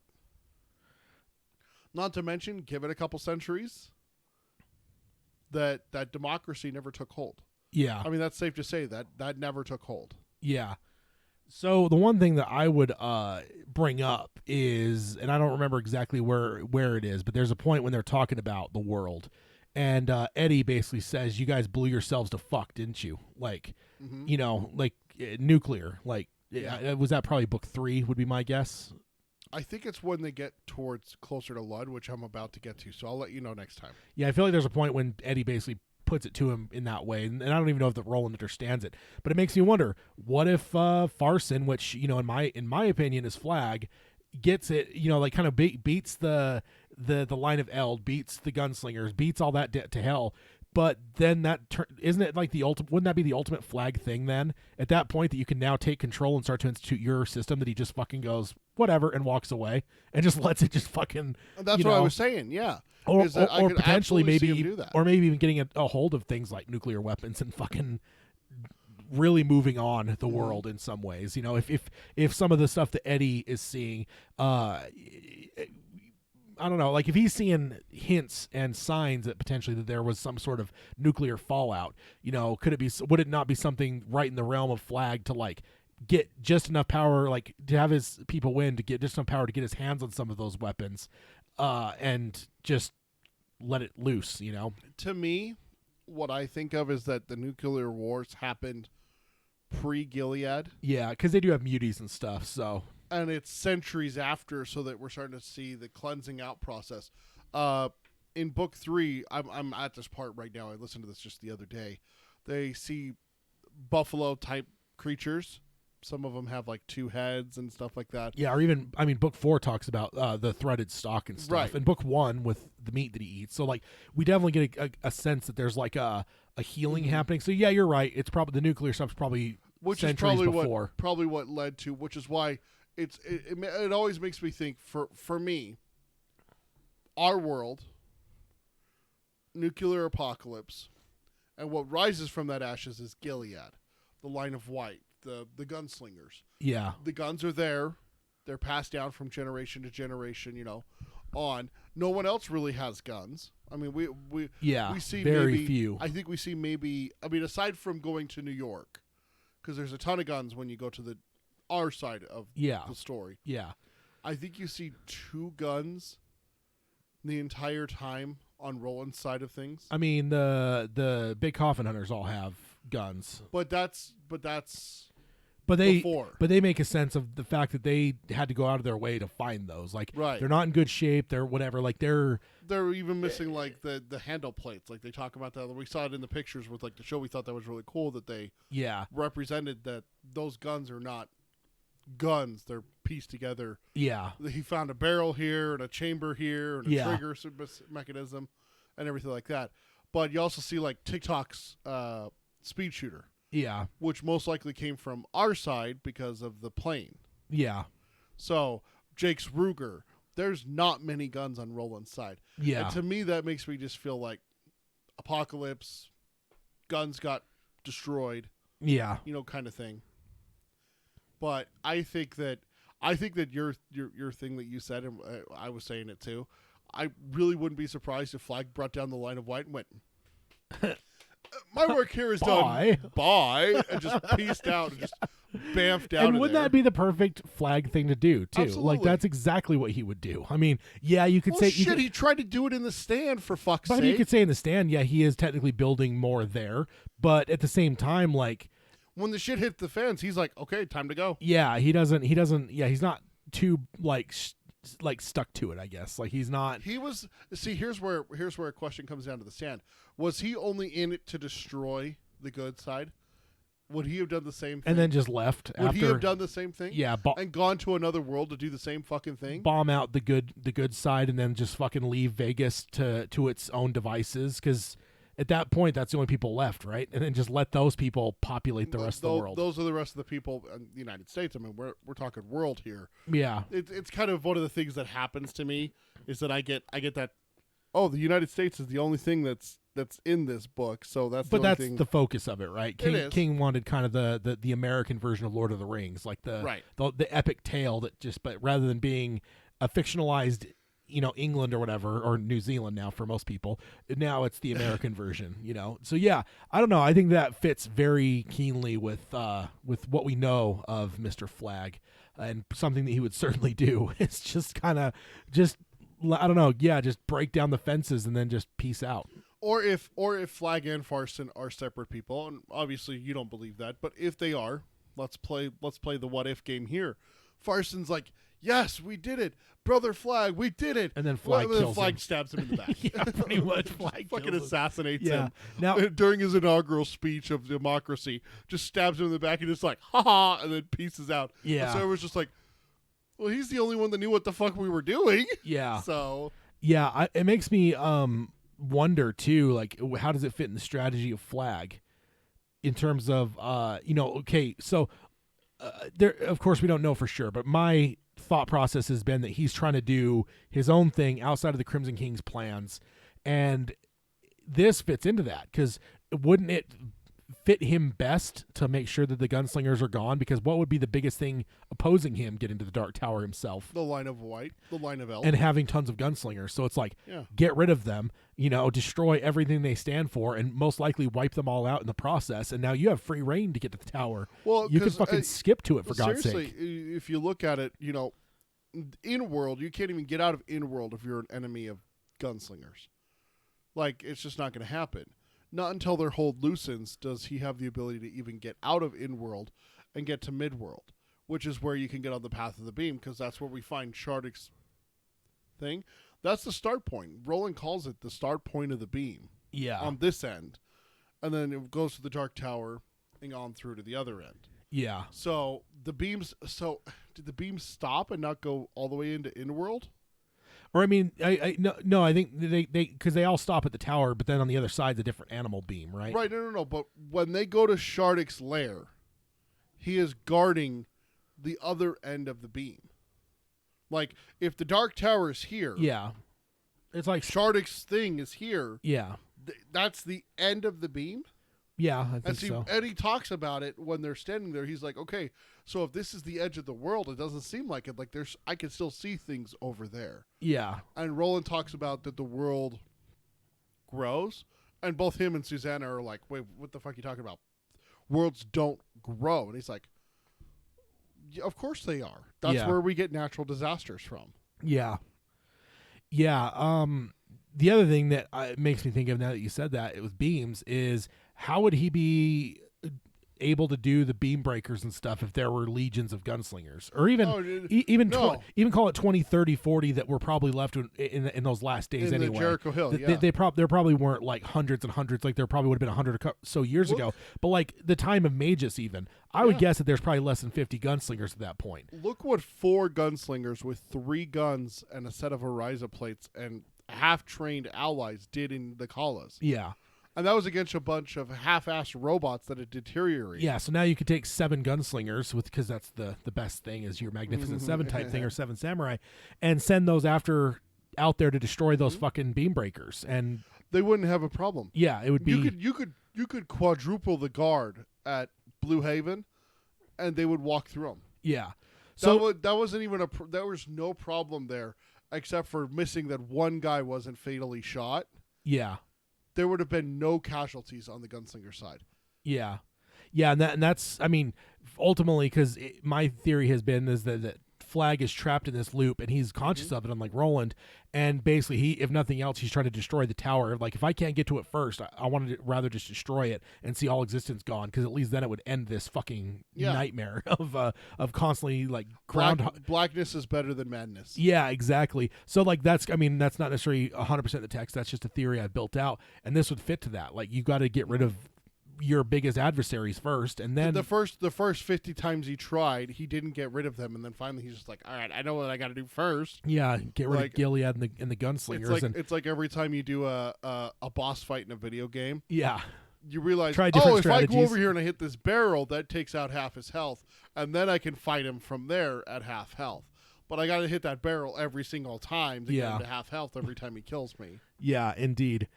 So yeah, that's kind of an interesting topic for sure, because we definitely talked about Farson's democracy a number of times now, and the awkwardness of the modern person that we all are, rooting against democracy, essentially, rooting for monarchy, and basic like indentured servitude. Yeah, because like even like the one that jumps out to me that really kind of always like kind of ticks me off is like, dude, like if you're gonna be a knight, don't be a dick. Yeah. Like, I don't like guys like that. You know me well enough to know that I don't like guys like that. Nobody does. That's basically like the jock in high school that's like a prick to everyone. Like, it's like, that's yes, literally... we understand that you're a fucking amazing football player or amazing basketball player or amazing baseball player, but you're not going to be a dick about it, man. Yeah. Yeah, indeed. But it's like when Hax gets hung, the gunslinger that does it takes his horse, goes to leave, and rides through the people. Yeah. Instead of riding on the goddamn road that's there for that reason, he goes and rides through and breaks up like picnics and stuff like that. It's like, motherfucker, dude, like, don't be a dick. Yeah, indeed. I don't hate any of the gunslingers, but I always kind of hated that guy. Yeah. I don't know why. All right, so that is the end of the Palaver section. So we will then move on to first of all, I want to jump into the checkup on the extended quartet reading count. I've had a couple different people add their stuff in. I'm trying. I don't remember where we were at last time, but we now have. Let's see, 1, 2, 3, 4, 5, 6, 7, 8, 9, 10, 11, 12 people. Cool. And let's see. So we got John from Buffalo at 51%, Steve from Chicago at 97%, Chris from the UK at 51%, Kirsty from Australia at 97%, Joe from Washington at 58%. These are all percentages. Chris from Australia, 68%? Okay. Yeah, never mind. I lost my spot here. And then Mike from Southeast Pennsylvania, that's PA, right? Yes. 49%. Sam from Toronto, 31%. Ethan from Chattanooga, Tennessee, 46%. Brett from Ogden, Utah, 45%. Hey, Utah boy. Have we had any? I mean, I think we've had some people in the chat or something from Utah. Maybe it could have even been him, but I don't remember if we ever have any emails from Utah or not. I know there were some people that came into Canyonland and emailed us because they thought about us being down in Utah, basically. Yeah. But I don't remember if we've had anyone. I don't know. I don't think so. Yeah, I don't know. That's fun though. Jim from Rhode Island, 54%. Cody from Kansas, 95%. And then Cody has Cody Kansas City, beam of the Bear Path of the Turtle is his location. So that's where our numbers are at. You just checked one before we started the show, so you're at 55%. Hey. And I'm at 29. I'm in the middle of reading one currently, so it'll probably be, or mine 39%. I said 29. 29 books, 39%. So that is where we are all reading, sitting. Rage. The Long Walk. Oh, The Long Walk. And That's right. I guess you said that off the air. Yeah, I do have Rage as well. I found a PDF of that finally, because apparently I started looking into it. That collection, I'm blanking now. Bachman books collection. I was reading some reviews on that. Apparently, it doesn't have Rage in it, even though it's saying that it's the complete Bachman thing. Apparently, Rage. There was a bunch of reviews that weren't happy because apparently Rage is not included in there. So I'm glad I didn't buy that. Lame. So, I mean, I guess if King wanted it pulled from publication, it would make no sense to leave it in a collection like that. So I want it pulled from publication. Comebacks 2 years later. What the fuck, guys? I told you to pull it. Why is it in this collection? Oh, we thought you meant just by itself. Yeah, indeed. So the reason I bring that up, I don't necessarily know if we'll necessarily check on that every time, but we actually have a couple emails that addressed a question I had. I had brought up that it was interesting. There was a couple that were missed by everyone, and potentially maybe we should even get rid of them off of the list because nobody had read them. Yeah, the Red Sox one. Yeah, the Red Sox one was the big one, and that one it makes sense why we would. The other one was Storm of the Century. So go ahead and we'll jump into. So I did move these emails out of order. These are emails that came in a little bit more recent, mostly because I felt like with this conversation, like the further this waits, the less relevant less good it does. Yeah, the less relevant it might be. So figured may as well hit these. Although I do know that there are still some people that may have some out of date stuff, such as holiday greetings that we will be getting to. So sorry I didn't jumble everything. But I pulled these two to the top of the list here, and we'll go ahead and cover these. I guess we could also actually go and, since we're getting into emails here. We don't have to this time. Emails. It's the emails. Tad's gonna read us what people wrote to us. You know that's not getting deleted, right? God damn it. We got to give the people what they want, sir. Give the people what they want. I get it. Every time I miss it, I always end up hearing about it. So got to make sure it's not missed if I remember. So first off is Kirsty from Australia. I got to get this over here. So I mentioned her as sitting at 97%. Damn. So she starts off, Heil, Tad, and Peter. Uh-huh. Heil. She says, Kirsty from Australia here, the same Kirsty who has 97% read on the King's works in your spreadsheet. Woo. And then she says, note, Kirsty, not Christy. I get that all the time. Apparently at some point, probably the first time we read through those names, I probably misread it, and I apologize about that. Tad's a little dyslexic. It's okay. I mean, for some reason, he mixes up the words good and evil. I mean, you got to give him a break. Nice try, sir. I in my defense, spreadsheets are standard at 10-point font, and they're really small. And honestly, it's you could change that. Right? Honestly, it's one of those things too, where like Kirsty and Christy.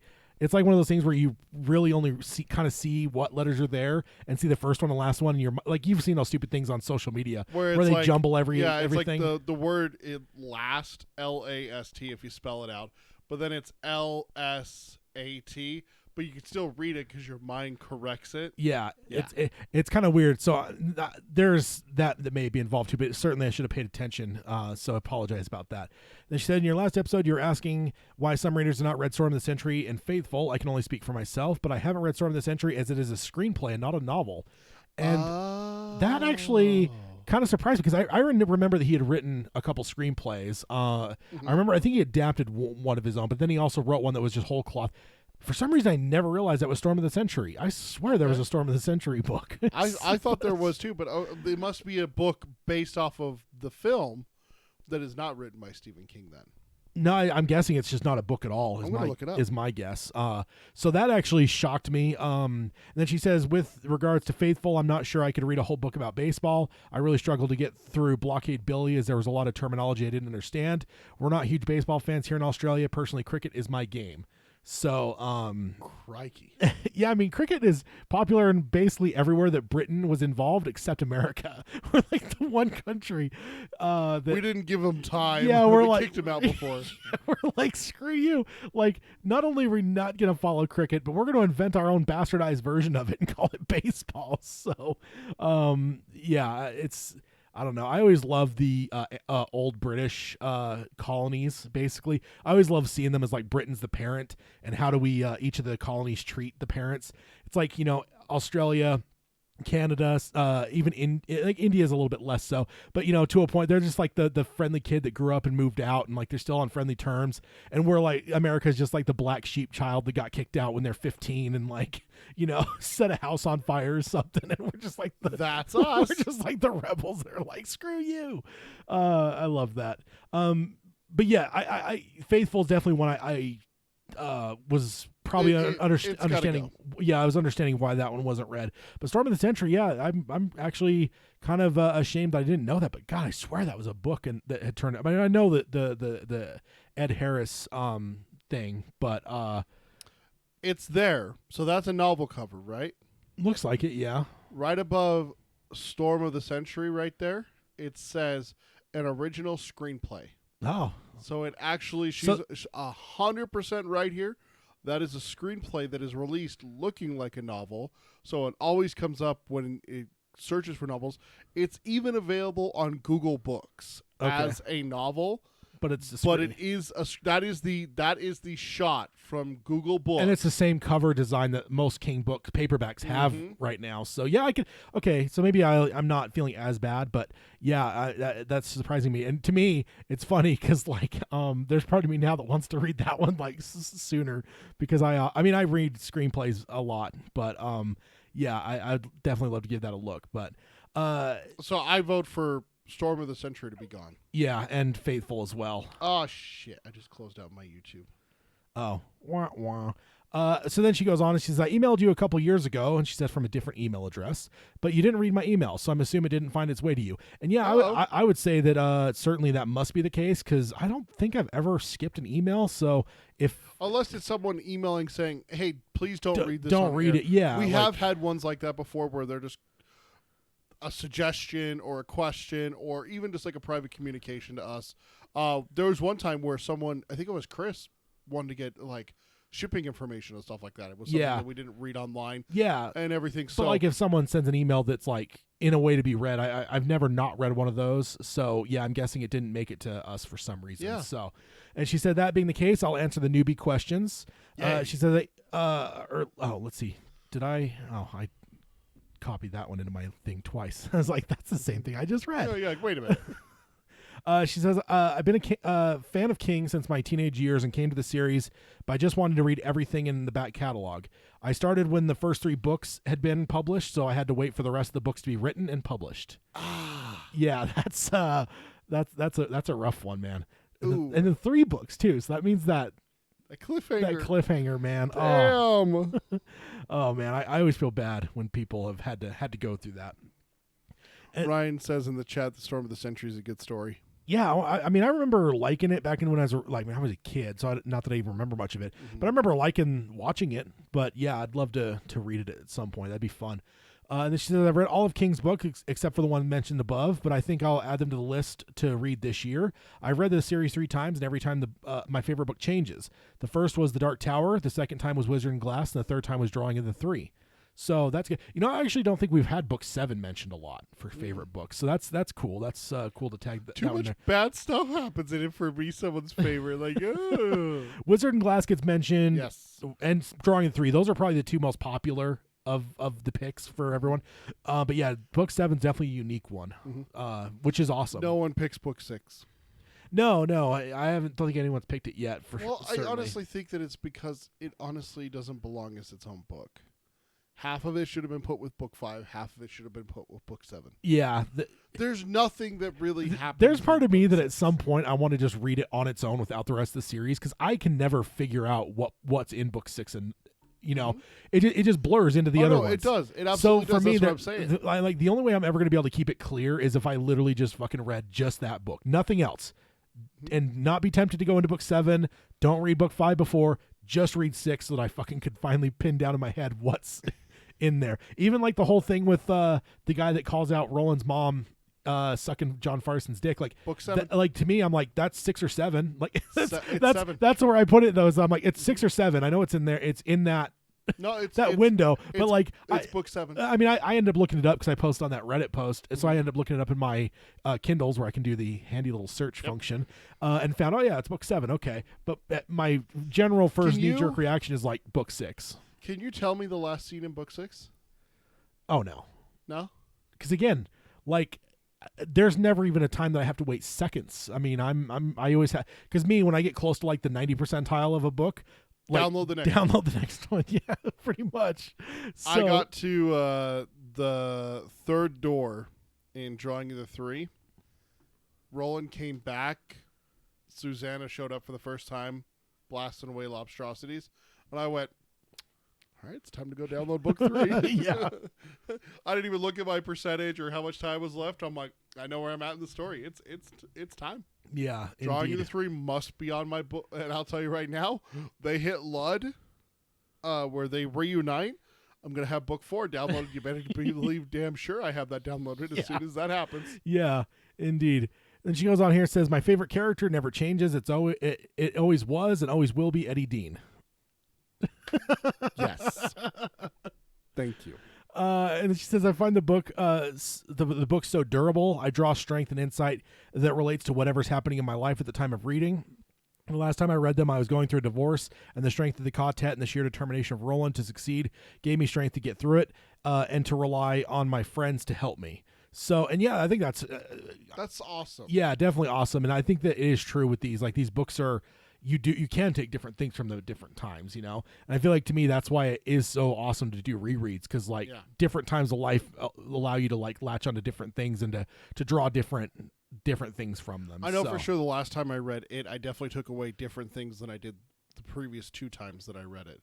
It's 100% true with, especially with King's books. Yeah. Because there's so much there that he puts in there on purpose, because the journey is the biggest part for him. Yeah. And there's different parts of the journey that you can focus on, and like Kirsty said here, the friendship and the camaraderie and the almost like family nature of it, relying on someone. Yeah, absolutely. When you're going through a struggle like a divorce like that, I couldn't imagine ever having to go through something like that.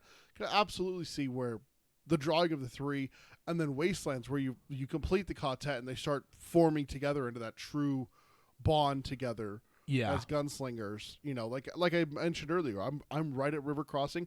It's the first time I always forget about this. River Crossing's the first time that Oi comes up to Jake. Yeah. He's just kind of following behind him, 20 yards. Just lurking in the distance. He's just trailing behind a little bit. Why you gotta make it sound so negative? What the hell? What do you have against Billy Bumblers? Nothing. Seriously. He's just lurking back there. No, but what do you have against Billy Bumblers? I honestly want to know what you have against Just because this brings me to the same headspace. One thing I've found that I didn't put in the story, there was a top 10 dogs in film. And it was things like 8 Below, Shiloh, Beethoven was number 1. But Cujo was in there. Yeah. All these other ones were just like these normal. I mean, Marley and Me wasn't on there, but like it was, most of them were like, I don't even think Old Yeller was in there. It was like most of them were ones that were like beloved, like whatever. But then there was Cujo. I'm like, what the fuck? Why would you put that in there? Because it just seems so out of place. I think like Lady and the Tramp was one of them. I mean, like every one of these were like, most of these were like Disney movies. What about the Dalmatians? 101 Dalmatians. No, I don't think that one was. Pongo and Purdy. I didn't look that close at it. I don't even think Homeward Bound was on there. But, get the fuck out of here. But Chance wasn't on there. But there was part of me that was like, how is Cujo in this? I mean, I loved it. There's part of me that's like, yes, expose Cujo to as many people as possible. Top 10 most loved. Or top 10 best like dog film dogs or something like that. Oh, shut the front door if you're not going to put Shadow and Chance in there. I don't care who you are. You watch Homeward Bound and tell me that those 2 dogs don't deserve on that list. Yeah, I'll take them over Milo and Otis any day. Hell yeah. When it comes to Milo and Otis. Isn't that you haven't seen that one? That's another one of those like same era Disney ones where like it's like I can't remember what kind of dog it is. Like a bulldog or something. I don't know. You have to look it up. Is it the off-brand Homeward Bound? No, I think actually Homeward Bound's a ripoff of something. Oh, is it really? Yeah, I think not Milo and Otis, but yeah, it's like one of those like little buddy animal movies. But no, I have nothing against Billy Bumbler, sir. Ryan, 2 fucking points, man. Good job. I think the last scene of book 6 is Jake and Callahan going into the Dixie Pig. 100% right. Oh, okay. 100% right. Every single time I read this series, I think that the Dixie Pig and Callahan dying and Jake running off on his own is the end of book 6. I think that's the cliffhanger. I always think that that's the cliffhanger. It's like, what the fuck's going to happen to Jake and Oi? They're in a thing with vampires and Loman and Taheen. We're like, oh my God, what's going to happen? No, it's walking into the Dixie Pig. He gives him the act of contrition and everything like that. Yeah, I remember that actually. Now that it's being mentioned, yeah, I remember that. But yeah, I have nothing against Billy Bumbler, sir. And to your thing about to your thing about ends, in terms of end scenes, I couldn't tell you the end of it. I couldn't tell you like the last scene. I guess I couldn't tell you the last scene of it. 11/22/63. Is it the dance? Okay, so I could give you that one. I know Flag is my boy. Is the stand is the epilogue for that. But like, what's the epilogue of the Dark Tower, Ted? Because I sure don't know. Yeah, I was gonna say I don't know. I don't know. I'd have to ask you. You know, as long as you read it. Fuck. Okay, then Kirsty goes on and says, the most emotional part of the story for me is the deaths of Eddie and Jake coming so close together. The last read through, I was reading on the train to work. Eddie died and I was sobbing. I showed up to work with red eyes and tear-stained face. The next morning on the commute, Jake dies again. I'm at work with the red eyes and blotchy face. When I tell people it was a book that made me cry, I think, or they think I'm weird. And I'm like, but you don't understand. Jake died. And like to me, there's some aspect to me that almost like envies people that have this kind. Because like me, art doesn't affect me that way, and it's not that like I don't take like some macho like whatever out of that either. Like it doesn't. But it's just something that's never really affected me in a way to like make me cry. Like movies, books, whatever. I mean, I have got emotional from them. Like, and these scenes in particular have been ones that have struck me a few times. But never to the point of tears. But that's just, I don't know. Again, I'm not like being like macho. Like, I don't fucking cry. But we've talked about Tad, and if anyone missed it, I will reiterate. Tad is absolutely not trying to pull off that he's a tough guy or anything like that. This is literally how Tad's programmed. I brought this up a few episodes ago, and I'm going to bring it up again just to kind of prove like what Tad is, because he's not human. When he goes to a horror film, I'll give you an example. The very first It. He strategically places himself next to people who are going to have reactions. Oh, yeah. He goes to horror films. You just went and saw Invisible Man, right? Yeah. Horror, right? Oh, yeah. Thriller-esque, or is it more horror? It's yes. I mean, it's horror thriller for sure. Okay. He specifically will go see these films closest to opening weekend that he can, because he wants the audience experience, because he knows that he is not going to get scared. Yeah. He's watched so many horror movies so many times. I could see the Matrix at this point when it comes to horror movies. He knows what's going to happen. I can read the code. So it's just, for me, it's like, the only time I'm even going to jump is if it's just some cheap-ass jump scare. When it's just sound, and it's just like, okay, you didn't fucking earn that. That's just... like whatever, because it's like when tension builds, like I'm not sitting there getting tense, or I'm getting there going, okay, cool, what am I going to see? What am I going to see? Like, and so Tad's whole thing with horror films is going for the reaction and seeing a movie. When I'm talking about the reaction, I'm talking about the reaction of the people around him. So it does not surprise me in the slightest that Jake and Eddie's death, while emotional, it can affect him, that he's not going to break down and cry. Tad's not one of those guys that will have that emotion showing for him. Me, on the other hand, I bawl every single... I'm in the same boat here. Yeah. I've had And then King's such a bastard to put him so close, too. Like, there's not even, like, that much distance between the two. I've purposely had to pause it on the way to work, because I know that what happened here to Kirsty is what's going to happen to me. And I don't want to lose my man card by showing up with red blotchy eyes like I've been crying all morning and everything like that. So I have to put it off and be like, no, I'll listen to this tonight when I get home, and my wife can be there to help me through this difficult time. Yeah, those. I mean, then you got Oi. I mean, like it's like you said, book 7. That's a rough ride, man. That's a rough ride. And then Susanna leaves Roland and everything. It's just like, damn, dude. Like, It's quite the gauntlet. I mean, shit. Let's call it as it is. We fucking lose Callahan in the first goddamn chapter. Yeah, and I love Callahan, by the way. I really do. He's he doesn't show up till later, so I feel like we don't think of him as a member of the quartet, but I think he definitely is a member of the quartet. Not only that, I really think he's high on my list for members of the quartet. Anyone that sacrifices their life for Jake is up there for me. Yeah.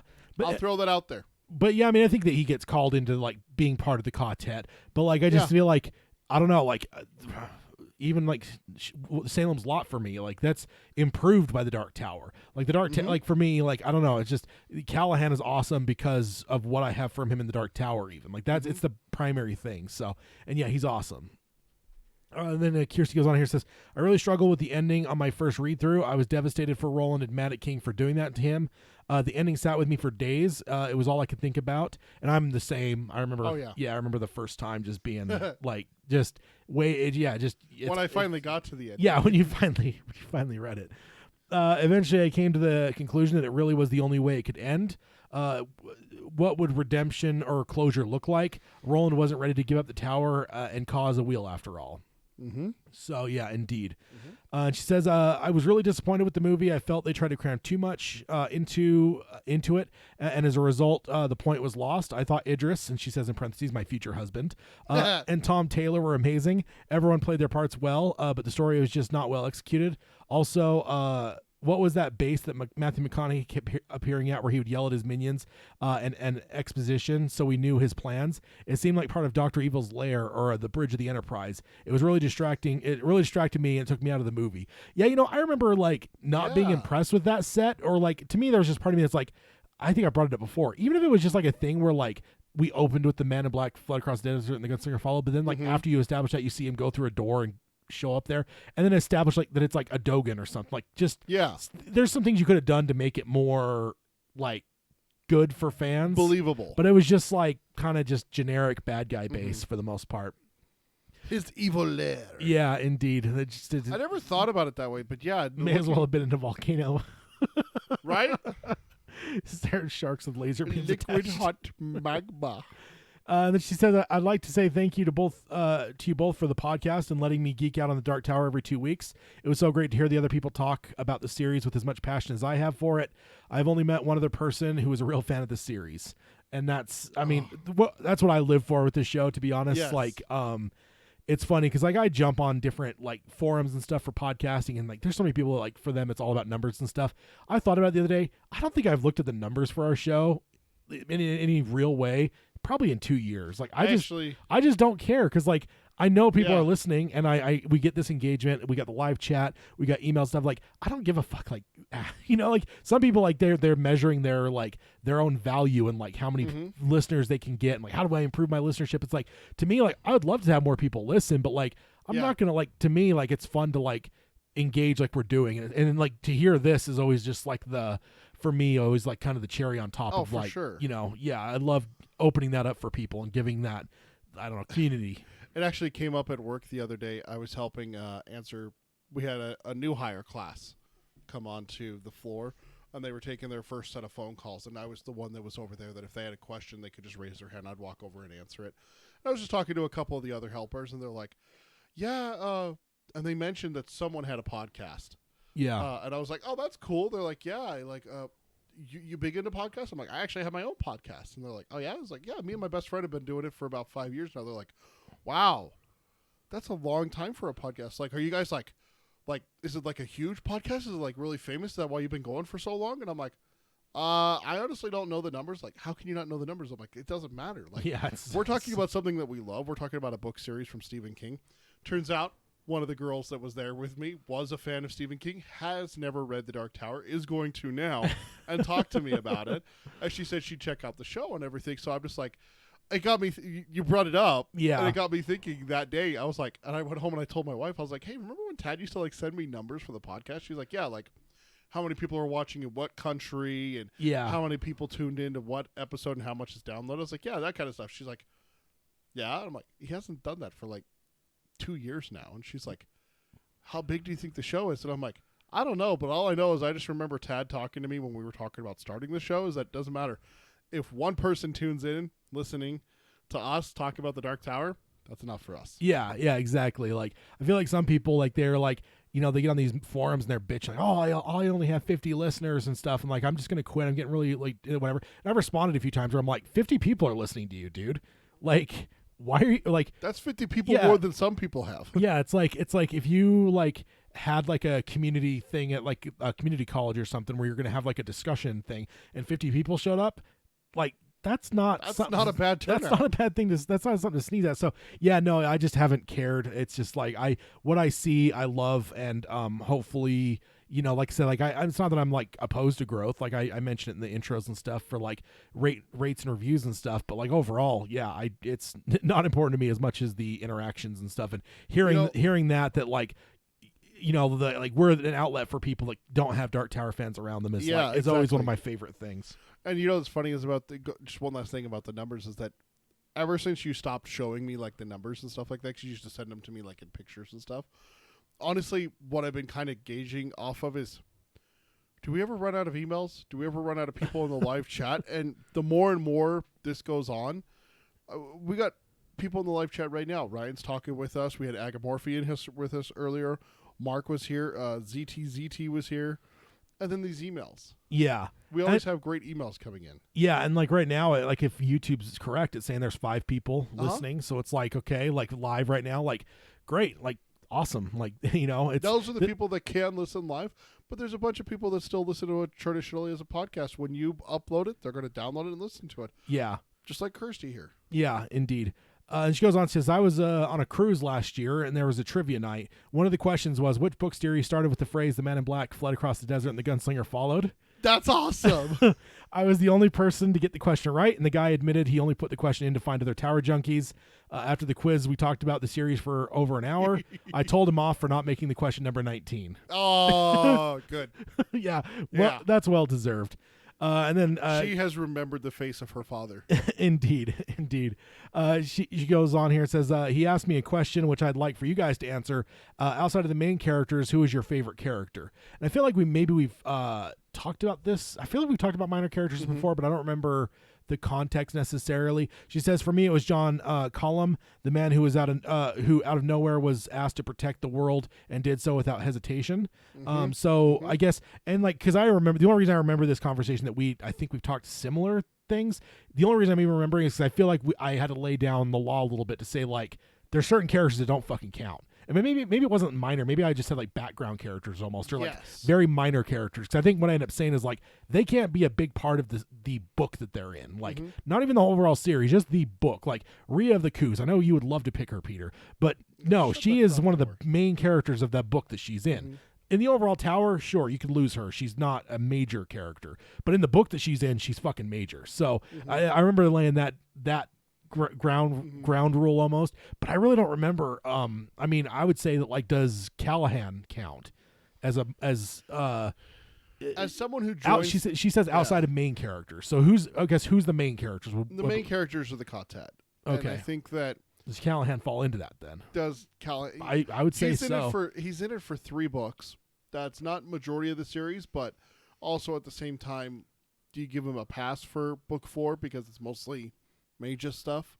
Yeah. So if you take that out, he's in it half the series. Is that main character enough, or is that supporting character? And if you want to go outside of main character solely, I would say Roland, Jake, Eddie, Susanna, Oi. And I'd say like Flag in terms of like you got to count the villains. The Flag, Crimson King. Yeah. Maybe Rhea in terms of like I mean, I'd say like Susan, Martin, Walter. I would say Susan counts as main character as well, because again, maybe not for the overall series, but for her the book, she's second. She's in the number 2 spot for the whole book. So, you know. So would you say Cuthbert and Alan for main characters as well? And see, I think in the previous conversations we had, that's why I tried to like eliminate like them a little bit, because I feel like they're just gonna like. I think Cuthbert would steal a lot of people's if you let him in. So it's a matter of, do you count him as a minor or well, she doesn't say minor. She says outside of the main characters. So really that might be more inclusive of for basically everyone outside the main characters. So if you said Flag, Roland, the Quartet, and I mean, hell, I would even say like Court and Steven and stuff I would count as main characters. Like they're pretty they're in it a lot, and they're very influential. They're influential in memories, not in the actual story. So I got to disagree with that. All right, so let's just say Quartet and Flag. Okay. Outside of Quartet and Flag, that's where I'm going to draw the line. That's what I would say. So outside of those, as we're calling those the main characters. I think the reason why she's trying to do this is because majority of people, when you say who's your favorite person in the character in the Dark Tower series, it's going to be one of those 6. Yeah.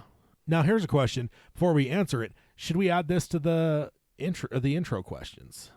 Favorite? It's a good question. Favorite character outside of the main characters, or figure out some way to word it the best way to get from everyone, because we always ask people who their favorite character was, but we don't really go to this level. So Kirsty's opening my mind a little bit to saying we brought this question up before, but maybe it's something to put on to the overall questions. Here's for how listeners. you word it: favorite character outside of the main characters, and if your favorite character is not a main character, who's second? You know what it should be is tier it. So outside of the main characters, you got tier 2 characters, which would be your Quartz, Cuthbert, Steven, that kind of thing. And then third tier characters is kind of what we were going for with our conversation that we had, where it's like they can't even be a big player in the single book that they're in. Like, no, they've got to be. We're looking for like Brown and Zoltan here. We're not looking for Cuthbert or the Jaffords. Yeah, for book 5. Yeah, we're looking for like the most obscure, like not obscure necessarily, but like Aunt Talitha. Like that's a character that So maybe that's the way we should look at it, is like tiers 1, 2, and 3, and just make the question like your favorite character. Okay, cool. Well, what's your favorite second tier character? And then kind of give an idea of what that means. What's your third tier character? What does that mean? I think that'd be a good one. And so, Kirsty, you got a little bit of an honor there, because we haven't changed these questions in a good while. So your question here is. We'll figure out the wording and get it put in. Yeah, indeed. So what's your answer? For me, it's going to be Cuthbert. I mean, if he's going to be counted in, there's no way I can't pick him. Well, you could also pick Callahan. Don't forget. It's Cuthbert, man. And now I think Callahan's got to count as main character, because he is part of the quartet. And like you said, half the books he's. So I would say he counts in the quartet when I say quartet. So same as like Oi. Like Oi's would be in there as well as quartet. Oi absolutely is part of the quartet. Absolutely. So. For me, it's got to be Cuthbert. Like, I love the Jaffords. It makes more sense for you too, though, because he's kind of the twinner for Eddie. Yeah. Like, whereas me, it's always kind of weird because it's like Eddie was never really one of my favorite characters. I didn't trust him for the longest time. Cuthbert's not addicted to heroin. And Cuthbert is just like, but they're the same kind of person. But like, I fucking love Cuthbert. I don't know. So for you, it makes total sense. Eddie without all the vices. Yeah.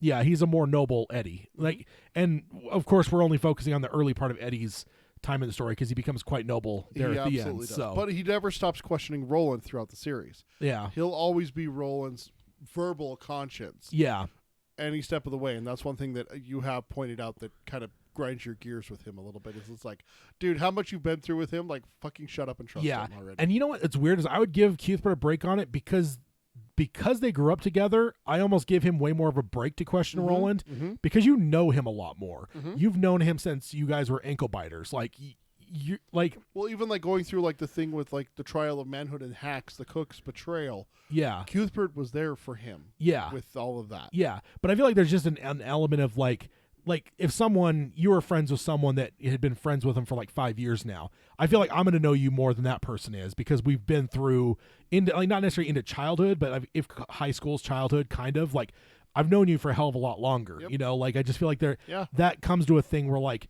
if now you were like the boss of something, and me and this imaginary person that you've known for 5 years were working underneath you, like me questioning you versus him questioning you, I feel like maybe is different. But I don't know. Like, it would absolutely come from a different place. Absolutely. Yeah. So that's for me. It'd be Cuthbert. I think he's absolutely when I pick up book 4, which is my favorite book, he is the first thing on my mind. Like I'm looking forward to him showing up every time. When I pick up that book, I'm like, awesome. Fucking 400 whatever pages of Cuthbert. Like yes, I'm all for it. A close second for me is the Jaffords. Everything about the Jaffords family, I love the Jaffords family. It's one of the reasons why I love book 5 so much. Is I love the grandpa, the 2 roots, all the kids, baby Aaron, and everything. Zia, is it Tia? Zia? I can't remember. Yeah, it's the Jaffords. Yeah, yeah. But I loved them so much. I loved them it was really a shame that I didn't get into book 5 faster, because it was with them first, and then when it cut away, I think that's what really kind of did it for me, is that it cut away to a weird spot where Susanna's pregnancy and the wanderings and the eatings at night. Yeah. And I'm just like, what the fuck is this? Give me the farmers back. Like, that made sense. Yeah, you're watching her like eat like toads and stuff. You're like, ugh. Oh.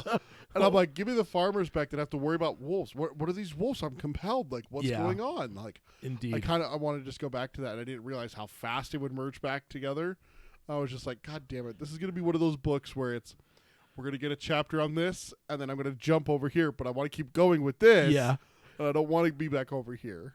Yeah, indeed. And then she goes on here and says, before I sign off, I wanted to share with you the best Christmas present I received this year. See the photo attached. And I will go ahead and jump to it. My amazing boyfriend made this picture and printed it on canvas for me. It's all of King's books with first edition covers. Underneath, he wrote, from your number one fan. I thought you would enjoy this. And there's the... Which that is really fucking cool. Yeah, so going back to it there. Yeah, that is really awesome. I've read that one. I've read that one. I've read that one. Yeah. For her, she's just like, I have read them all. All of them. So yeah, that is awesome. Thank you for sharing. So that's a real easy way to just go through the list. Is just have it up on your wall and just be like, okay, that one's done, that one's done, that one's and done. I love the Shining backdrop too. It's the carpet from the Overlook. So oh shit, it is. You've got some Kubrick influence in there as well, which I love. Yeah, I'm gonna be honest, dude. If I ever won became a billionaire, won at like some massive lottery or like whatever, I would totally rebuild the Overlook. You would absolutely build the Overlook from the ground up in the middle of a fucking mountain. Oh yeah, somewhere that would have to you'd have to be like airlifted into it or some shit. And then I would just live there alone. Invite you over every once in a while. Oh, fuck that. Oh. If you had unlimited money, it would be the worst thing in the world for me. We've talked about that before. We've talked about this. The amount of shenanigans that you would get up to pranking me. Oh, dude. It would never cease. If I had just a single $1 billion, I would easily say 100 million would go towards pranking you. Fuck. Easily. It would be the greatest thing ever. I mean, no, it wouldn't. No, I'd die. I would just be like, that's it. Oh, I don't know how much we've talked about it on this show necessarily, but yeah, I'm definitely one about pranks. I mean, even here, I guess the what I can do on this show is mostly just sliding those things in there, like running over Billy Bumblers. Jabs into the ribs, like hitting a Billy Bumbler with a car like you did earlier. Yeah. Then Kirsty signs off and says, thanks again for the awesome podcast. I hope to one day join you for the live recordings, but the time differences is a bit of an issue. Long days and pleasant nights, Kirsty. So Kirsty, let us know what time would work best. In terms of, is it earlier or later? I always get it kind of confused, but we definitely want to be a little bit more approachable to overseas folks. We're talking that our next live show is definitely going to be one that is more susceptible to overseas people being able to call in. Yeah, so it may be a little bit like earlier in the morning or later in the evening for folks in the United States. We just got to figure it out. We also have people in Europe and in Australia, which is kind of opposite, so we got to figure out, it can't be just catering to one. We got to figure out which one we're going to cater to and then lean that way. I feel like we've done one for Europe at least once in the past where we had did a little bit earlier show, didn't we? Something I can't remember exactly, but we did something. Was it later? We did something way off time because I remember us doing one that was God, that could have been 4 years ago now, but it was we have definitely tried. Okay, so next up we're gonna and then I love that's unsettling from your number one fan. We have Chris from Australia, so another one from the same continent there. Outworld. It's Heil, Tad, and Peter. Heil. He said, regarding the Stephen King book list, it's hard to pin down exactly what to include. I figured Faithful should be there if King says it's one of his novels, but I admit I have absolutely no interest in reading it. I'd be happy to see it go. And yeah, I think that one's going to probably be one we'll pull off of there. Or maybe we'll move it down whatever to where it's not counted in the percentiles and call it an option. I think just pulling it off, to be honest. I don't know. Yeah, I think if you're into not only if you're into baseball, because I love baseball, but I'm not really a Red Sox fan. No. The I don't know. Maybe that would be interesting to read. I haven't necessarily completely discounted it from my mind, because that is a really amazing story of how that year yeah. came together, and it would be interesting to see like he and this person emailing back and forth as that season progressed. Like mostly though, I'd probably be skipping to like the playoffs. Yeah, the ALCS. Like I would be wanting to read like show me every email from that week. Like For those of you that don't watch or listen to baseball, ALCS is the semifinals for the baseball championship. yeah, and like It was historic. and no one cares about the actual championship for that year. I know that the Red Sox won it, and they hadn't won it in 80-something years. But basically, they were up against their number one rival. It's a best-of-7 series. They were down 3 games, so literally the Yankees had to just win 1 game, and it was over. And they came back and won 4 straight, Yep. Being 3 in the hole. It's just one of those legendary. Never had been done before in baseball. I would highly doubt that it had been. Like that's just one of those things that's I think maybe it had because been. you got momentum and stuff going in sports like that's a hard thing to do. So, but I'm going to definitely remove it from the list though because I can definitely see why it's not an interest to most people. Because like I said, even for me, I'm not like dying to read it, and I'm a baseball fan because I'm not really a Red Sox fan. So I don't know. Like I can see what. So I'm going to take that one off for sure. Then Chris goes on and says Storm of the Century is apparently a screenplay rather than a traditional novel. I suspect that's one of the reasons that that no one on the spreadsheet has read one yet, although by all accounts it's a good read. And then he says in parentheses, I admit to struggling with reading screenplays. And yes, I could see that because they are definitely different. Remove the Red Sox one, move Storm of the Century into optional. That's my opinion. But I think like if we're talking like King Books though, like okay, they published the Storm of the Century script as a book, but like it's not really a book. Like it's still a screenplay. Yeah, it's a screenplay. So I feel like that should probably get removed too. If you've read it, all more power to you. But I think that probably for the sake of the numbering, it's probably not worth keeping on there. Okay, no, I'm good in my with that. opinion. No, I'm good with that. But yeah, with what Chris is saying though, I could definitely see why because screenplays formatting is really weird. Oh, it is. Every time I mean. I don't know. I even posted something recently from Aliens, and I was just like, I wonder how many people, when I posted it, and this is just my private social media, I remember thinking to myself, I wonder how many people that are looking at this have ever actually seen a screenplay before. Like, it's similar to plays, which most people have seen a play, because you have to read those in school. Like usually we read like at least a Shakespeare play in junior high usually. Yeah. But like screenplays are kind of like that, but like even more weird and abridged. Like, I don't know. So yeah, I could see why that one should be removed. Then he goes on here and says Blockade Billy is an interesting one. I picked that up at the local library a few weeks ago as it was the time it was the only King book that it had on the shelf that I had not read yet. It consists of 2 short stories. The first is Blockade Billy, about 80 pages, and to me at least, mind-numbingly boring short story about a baseball player. Not being a baseball fan, I didn't even know what was being talked about half of the time. The second story is a book called Morality, and it's about 60 pages long and is a fabulous read. So anyway, what is this novel? A short story collection? If so, it's a pretty meager collection, but it is included in the list, and I have ticked it off. Also, apparently, both Blockade Billy and Morality are now included in the short story collection, A Bazaar of Bad Dreams, which is interesting because that's on our list as well, right? That one was more, that one's right down there. So, guess what Chris is getting at here is there may be some stuff that's got some serious duplication on here. So that's interesting. On the other hand, both Elevation and Gwendy's Button Box are not currently listed on the spreadsheet. These are recent novellas by King, and each is probably longer than Blockade Billy, at least by page count, if not by word count. They are available as separate volumes as hardcovers. They look much more like a book than Blockade Billy does, to me anyways.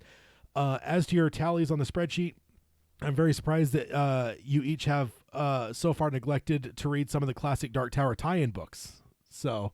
and then he gives, I mean, and that's true. He says, Eye of the Dragon is a big one that I know that a lot of people say we should read with the reference to the Dark Tower.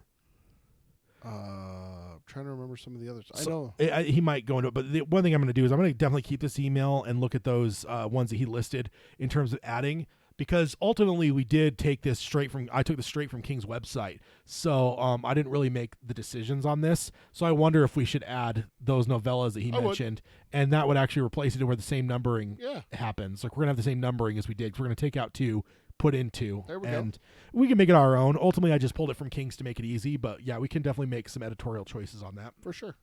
He says Hearts in Atlantis is one of my favorite King books, and the opening story, and he says all of them are connected, is about Ted Brodigan and his interaction with a young boy, Bobby Garfield, Jake's twinner. In the Dark Tower, book 7, Ted even says that that's a story for another time, and King has published that story in Hearts in Atlantis. It's called Low Men in Yellow Coats. It says everything, and then he goes on. Everything's eventual is another story collection, although the stories are not interrelated for this volume. The titular story is about Dinky Earnshaw before he ends up at Algociento, and it's fabulous. And of course, this collection also includes The Little Sisters of Ilaria, which is a story directly about and featuring Roland before he catches up with the Man in Black. Essentially, reading for all Dark Tower fans. The other stories are a mixed bag, but it does contain the story 1408, which is a great one, which is the one that I always think that you've seen, that we saw in theaters and we didn't.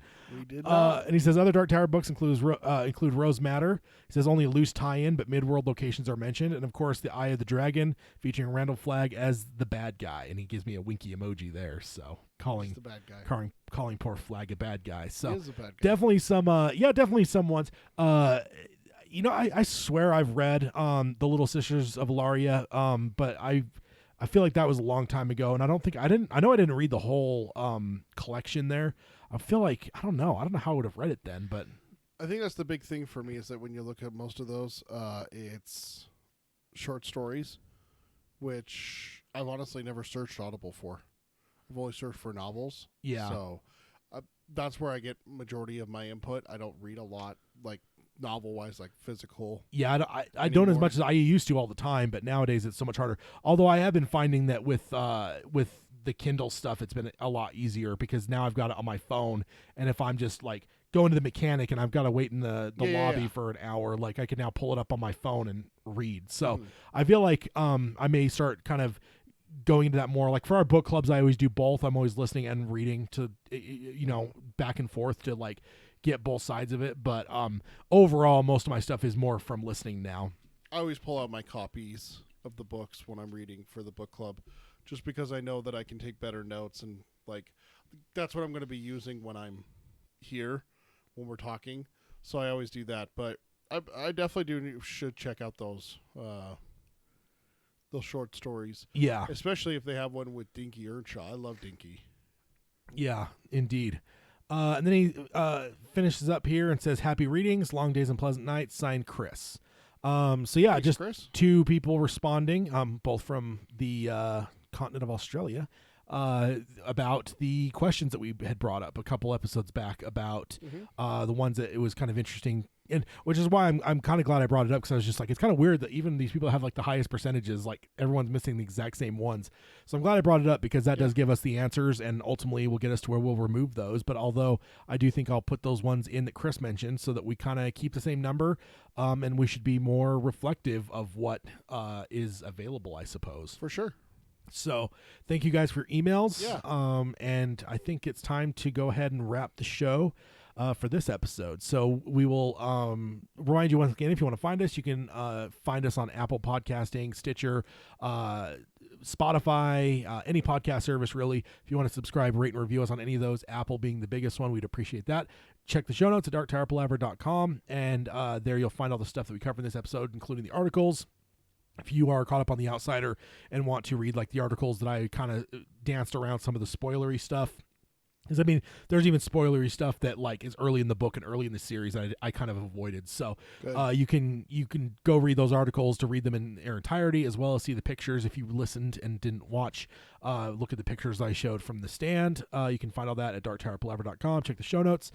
And when I post this, I got to get myself a note, but I will remember to add the minor character questions to the intros as well. So if you're a new listener, you should hopefully see those questions fairly soon added to the list. And then if you want to contact the show, you can do that a number of ways. Peter can let you know about that. You can email us like Kirsty and Chris did today. It's darktowerpalaver@gmail.com. You can find our shows. It's youtube.com/darktowerpalaver. We stream all of our shows live on there, so like and subscribe, ring the bell so you can get notifications. And then we're on Facebook. It's facebook.com/darktowerpalaver. And Twitter is at Dark Tower Pod. That's at Dark Tower POD.